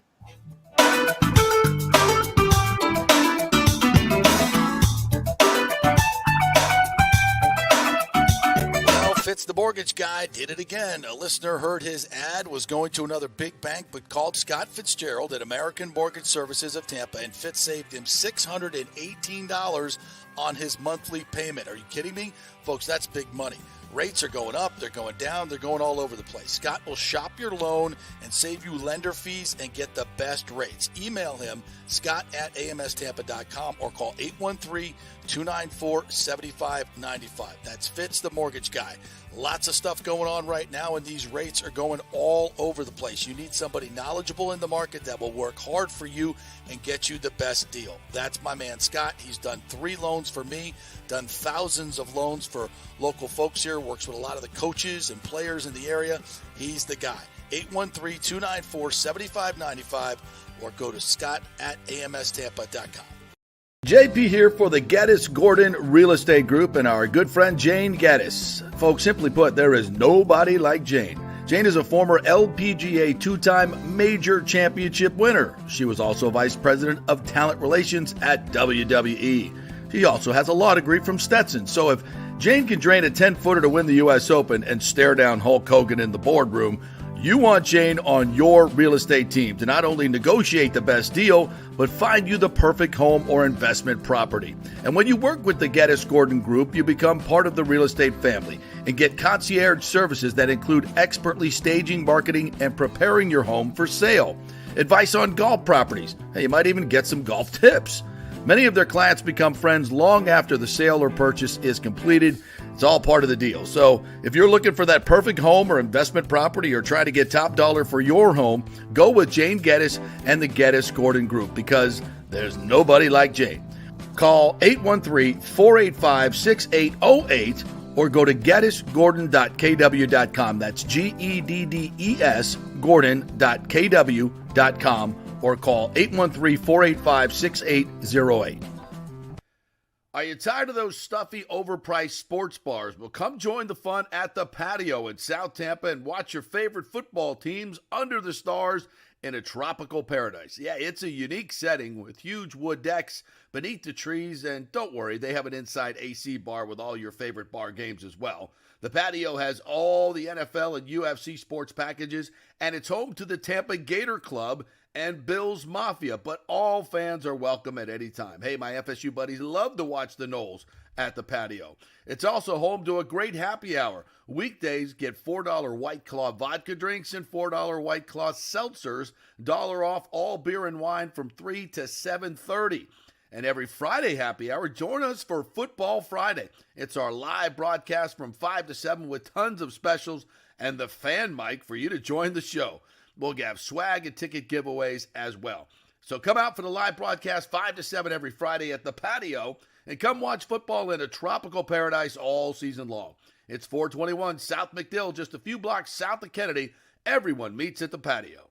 Coming back at you. Now, more with JP on FanStream Sports. It's only just begun. All right, welcome back. I guess it's official now. The trade is gone through. Tyler Glass now no longer a Tampa Bay Ray, and I can tell you he is absolutely thrilled about it. That good-looking, what do they call him? The doppelganger for what's the guy's name? Cillian what? Cillian Murphy. Cillian Murphy. That's right. Yeah. But Ashley's like, they look nothing alike, but people, they do it all the time. Yeah. Yeah, they do. By the way, like Cillian's like 5'10". Oh, shut up. She's like, Cillian is way hotter. That's the only way I can get her to watch shows I want to watch. They got to have hot guys in them. Well, there you go. That's there you go. That's how you do it. Yeah, exactly. Yeah, I got her watching football now because she's big better now on Hard Rock Bets. She hit the big parlay yesterday. Did you see that?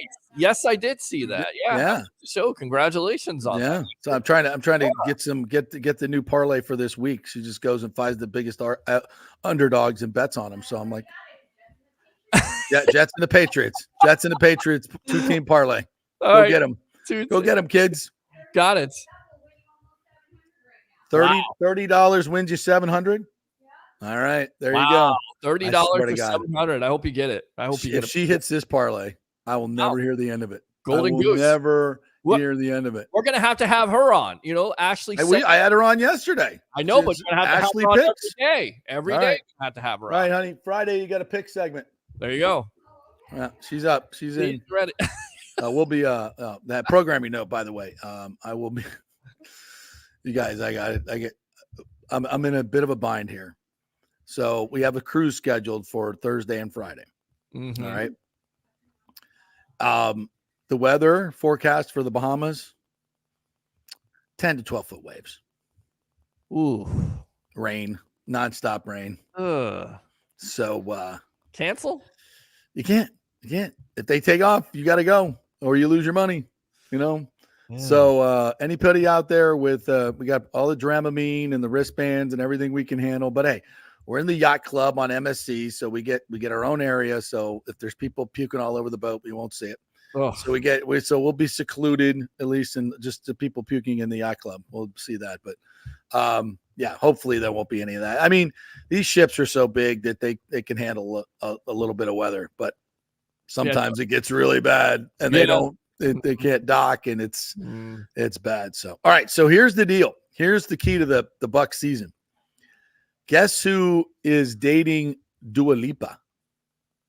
Well, the rumor is Yaya Diaby. Yeah. Is that a rumor or is that? No, it's on TMZ, so it has to be true. Oh, okay. Well, there you go. That's where you find Hold your on, news. what? Sure. By the way, we got a birthday boy here.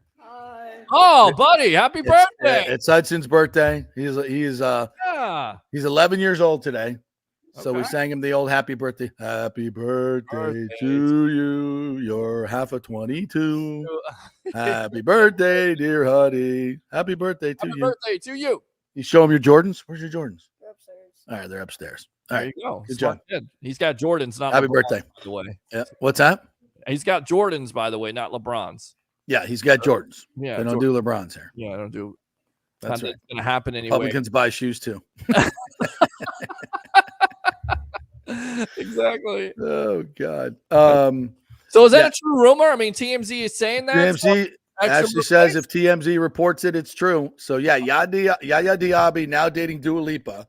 So this is a key, as now the NFL scriptwriters have a vested interest in the Bucs being on television. There you go. So we can get shots of her in the box, get her down on the field. So this is what the league has become with Slimy Gelato, DeVito's agent. You know, we have all the pictures of him. Tony so he's in it. We're now introducing sitcom characters into the NFL, you know, to make the storylines go. Let's get Tommy DeVito, a New Jersey guy. Yeah. So chicken cutlets for everybody. Doing tailgating. Chicken cutlets for everybody. We're gonna live at home, right? You know, mom's gonna do my laundry. Mama Slimy Gelato, my agent, is on the phone before the game. We're getting a new NIL deal here.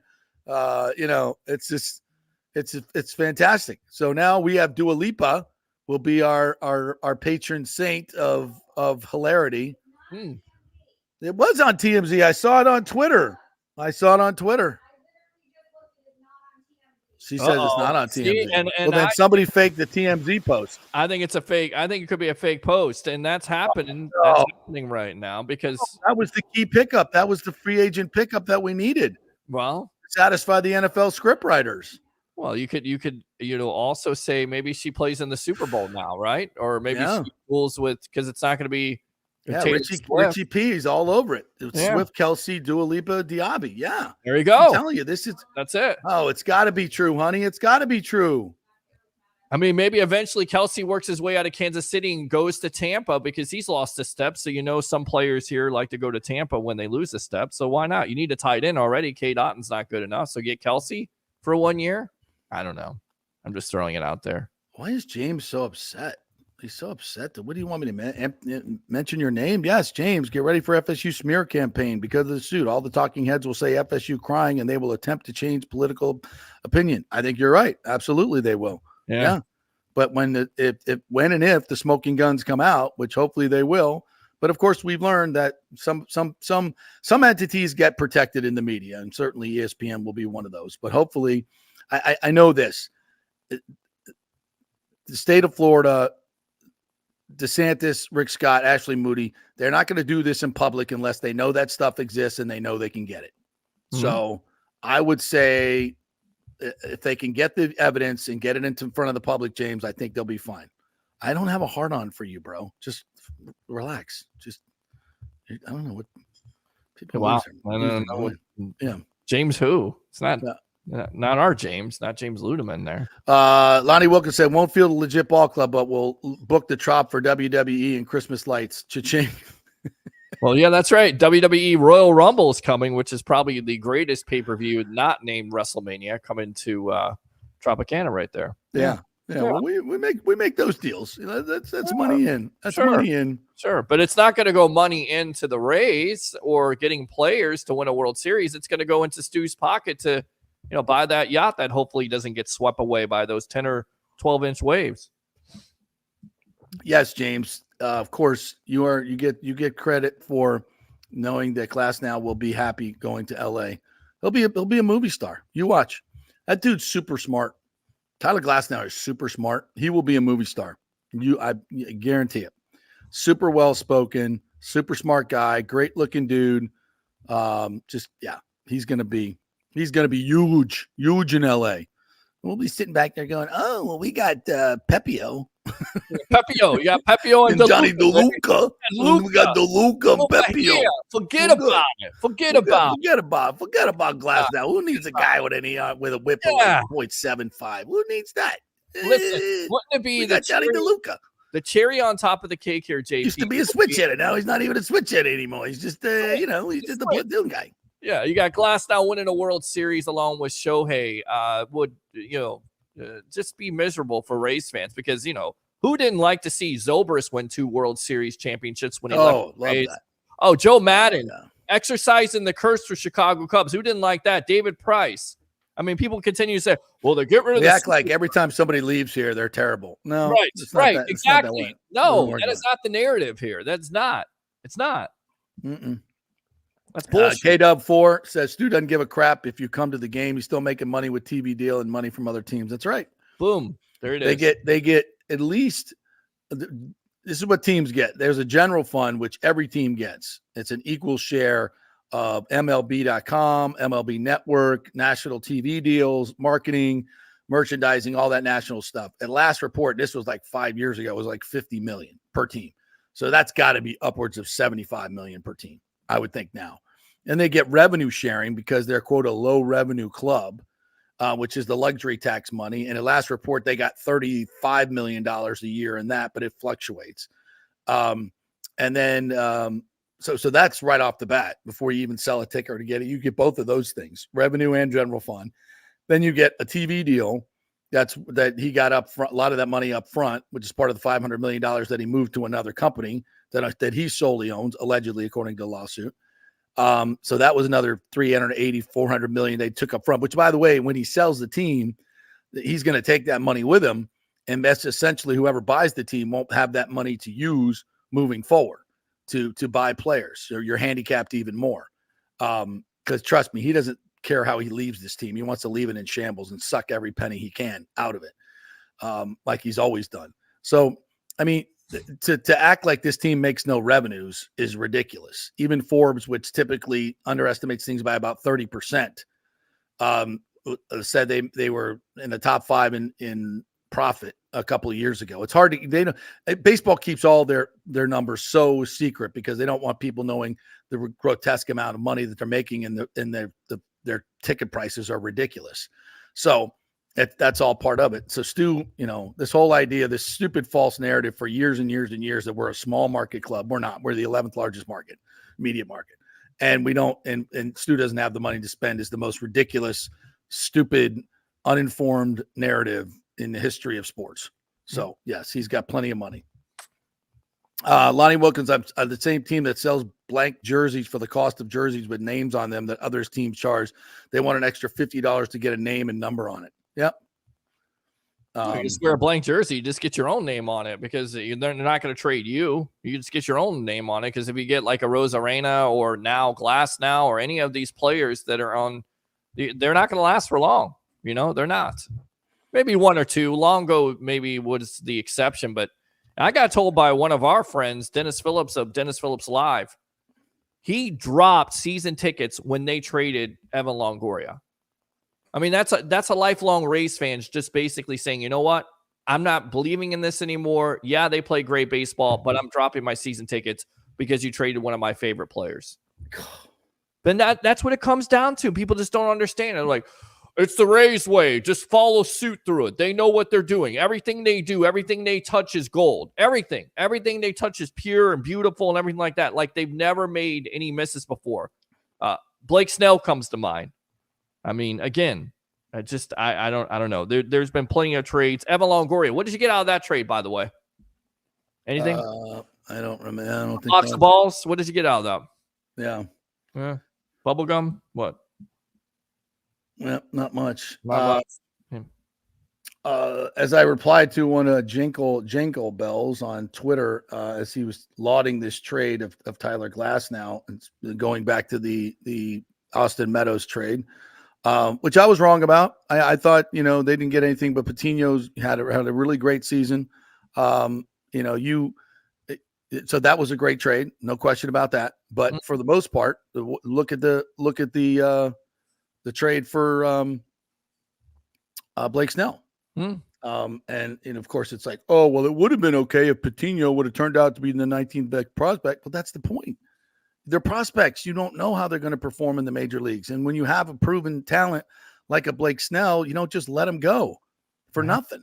Right. And typically you keep them. If you have a team that goes to the World Series and has two pitchers on it, and Charlie Morton and Blake Snell, who are clearly the backbone of your franchise, who you could have kept for pennies compared to other players for at least another season, and then you get rid of them, you're never going to win a World Series. That was your best opportunity, and you decided you didn't have to do it to get rid of Blake Snell and Charlie Morton because you didn't pick up a $15 million option. Now, how the F can you defend that? You can't. You can't. I don't care who you are and how much brainwashing you have. Come at me with that. How did that make your team better? How did that give your team? Well, down the line, I'm so effing tired of hearing down the line. Jesus, you people.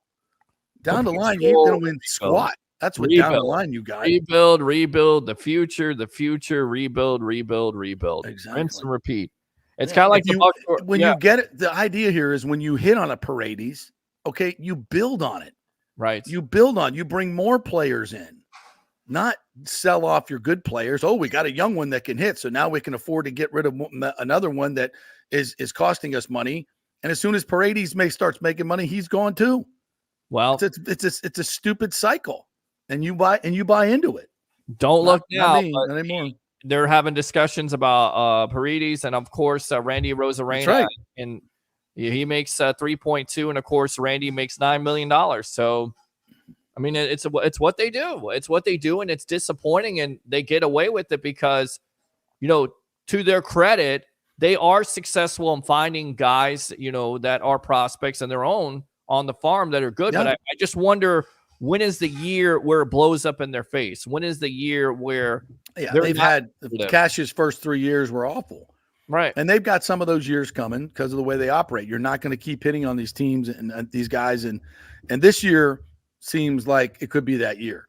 And if they go into a 3-year tailspin as the Yankees get better with Juan Soto, as the Red Sox get better, now that Chaim Bloom's gone, the Rays cheapo, and they start spending money like they can spend, they'll get better. And no offense to Chaim, but you don't go to Boston with that kind of war chest and not use it. You did what Andrew Friedman did. You use the money and you continue the Rays way. You got to do a little bit of a combining of ideas there to make you better. That didn't work for him. So now the Red Sox are going to be better. The Orioles are already better. The Blue Jays are going to keep spending money. And where are you going? You're going backwards. So if they have 3 bad years, say they go through with this ridiculous, stupid stadium idea, and they're sitting there building that thing with $1.2 billion of public money, and the Rays go in the tank again for 2 or 3 years, struggling in last place. When people, if you don't think that's coming, you're out of your mind. Just look at the history and how they do business. It goes in cycles. I mean, how stupid are they going to look with 2,000 and 3,000 people in the Trop building this stadium right next door to the failed location with nobody's in the Trop, nobody's showing up to playoff games, and you're building this just because you didn't want the, quote, lose the Rays mayor, and for your ego, you built your own city out of $1.2 billion to build a stupid stadium in a terrible location, just like they did in Miami. It's an awful idea. While the Rays suck. It's going to look so stupid. But how about it? That's it. There you go. Off you go. He's got his money. He's got his deal. I mean, he's going to sell the team and be out like waving like Santa Claus in his sleigh, or the Grinch who just took all the presents. Right. Be like, so long, suckers. Well, the narrative is, look, if they get the new stadium, they're going to spend more on their product. I want that put into a contract for the fans. That's what I want. We're going to call them. If we spend the money, we're going to make them the St. Pete Rays. They have, I know the team doesn't want it to happen. But they don't want it. Like, we're not going to call ourselves. But what if in the, in the final agreement, what if the council person says, hey, you want the money, Stu boy? You want your fat wallet padded by all this public dollars to subsidize your new development? then you got to call him the St. Pete Rays. You think he's going to say no to $1.2 billion in fat public money? Nope. No. He'll be like, yep, there you go, St. Pete Rays. Good for you. St. Petersburg Rays, baby. Oh, but Brian Auld said that they won't do it. Okay. Yeah. And Brian Auld said a lot of things. Right. Of course. Like St. Petersburg is not a viable option as a major league city. But now they One are. of the many things he said. But now they are because they're going to give us $1.2 billion. Well, now I've changed my mind on that. Oddly, now that I look at it, it looks the stacks of cash on my desk. They just give me I have a different view of the skyline now, through the stacks of cash. So I have a much different perspective. It's like Dr. What this looks like. Yeah, $1 million. Wow, the sky. Wow, it looks so different from this perspective. My pocket's full of cash. Shocking development. The Bolts last night. The Bolts lost 4-1 last night to Vancouver. They got started great. Braden Point on a great pass from Sergey. They go up 1-0, and then they're peppering Demko all night long. And this run, I think that they've been on, this uneven run, it's like they're getting chance after chance. Like they have chance Vancouver tremendously last night, but couldn't put the biscuit in the basket. Demko was great. Stamkos had a couple of point-blank shots he couldn't get to go through. They had a shorty opportunity in the second that really could have turned the game around with Sorelli and Hagel, and they couldn't bury the biscuit. And then the Besser got a hat trick last night with an empty netter, and the second goal was just, you're watching Hughes goes around the back of the net, and you can literally look at all 5 Lightning defenders are like this. Yo, behind you, Brock Besser, top of the circle, wide freaking open. You might want to get on that dude because like all 5 guys are just staring at the puck. He pushes it out to Besser and he beats Vassy, and it's like, come on, guys. You're better than that. You know better than that. So that was kind of a backbreaker. So Besser gets a hat trick last night. And once again, it's just, unfortunate that you got to get these points, man. These West Coast road trips are tough. They got 2 points with the Kraken the other night. That was huge.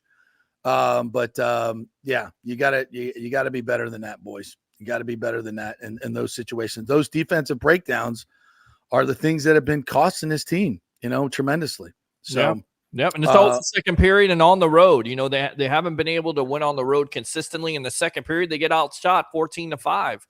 So I don't know what it is. I don't know second period. I know John Cooper, probably wants to pull the remaining hairs out of his head because of this team and the consistent factor of doing that every second period of seems like the majority of the games this year. So they got to get it corrected because, it's going to cost them. They're so talented offensively, but defensively, so many breakdowns every game. You can't figure it out. I get it. They're new. They got some new players here, but you got to figure it out eventually. One other thing I want to get to, came across this article the other day on NIL Wire, which is a really cool newsletter that I get. If you're interested in NIL Wire, just Google it and get on there. Email them, editor@nil-wire.com. Really, really good informational system. So they had a breakdown, Power 5 collective spend a budget by position. Okay, so this is total budget spend, not per player. So where do you think the majority of the money is spent? Like on what segments? Receivers, linebackers, quarterbacks, special teams, offensive line, defensive backs, defensive line, running back. It's got to be quarterback, wide receiver. I'm talking about total spend. Obviously you only got 3 or 4 quarterbacks on your roster. You got, a lot more linemen. So yeah, you would think that, but offensive line. Wow. Offensive line gets 21% of the money of total NIL spent. How about that? Remember they were saying, with only the quarterbacks and receivers are going to get it. And they get the bigger per number deal, but just overall money spent, 21.2% on offensive line. Second is defensive back. Actually, number 1 is defensive back. How about that?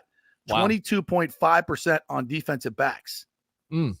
Offensive line is second at 21.2.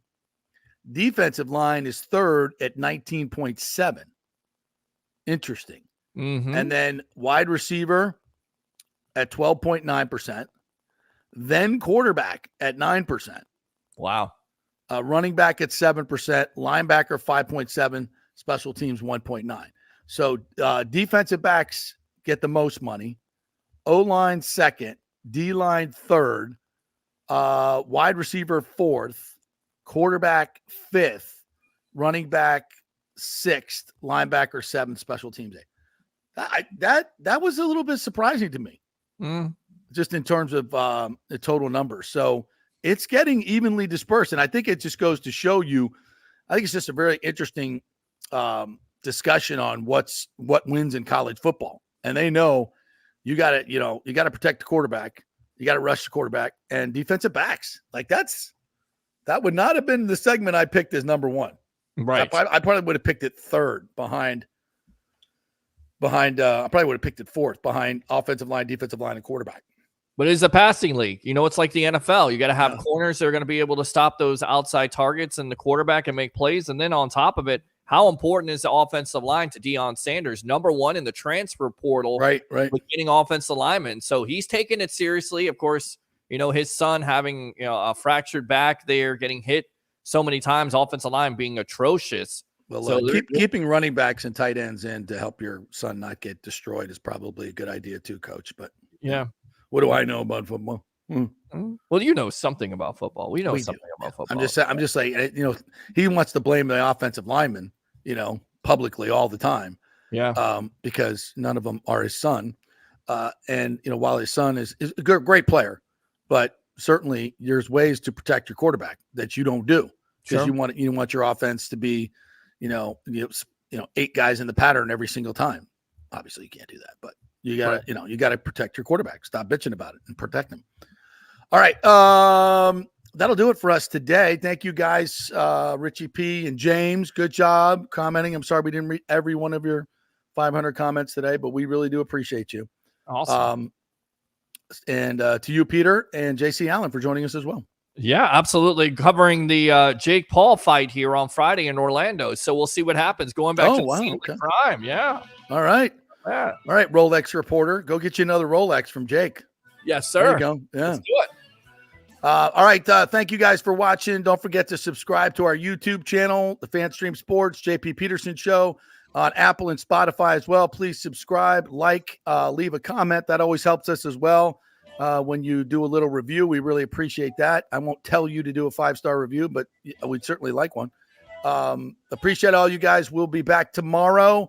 I will actually be back on Monday, and we'll have a sprinkling of all the great voices that you hear on the show all week long, next couple of days. So tune in. We'll have some great fill-in talent for you, and enjoy the weekend. I'll be on the high seas, 12-foot waves. Wish me luck, everybody. Hopefully I'll be back on Monday, about 12 pounds lighter. Bye.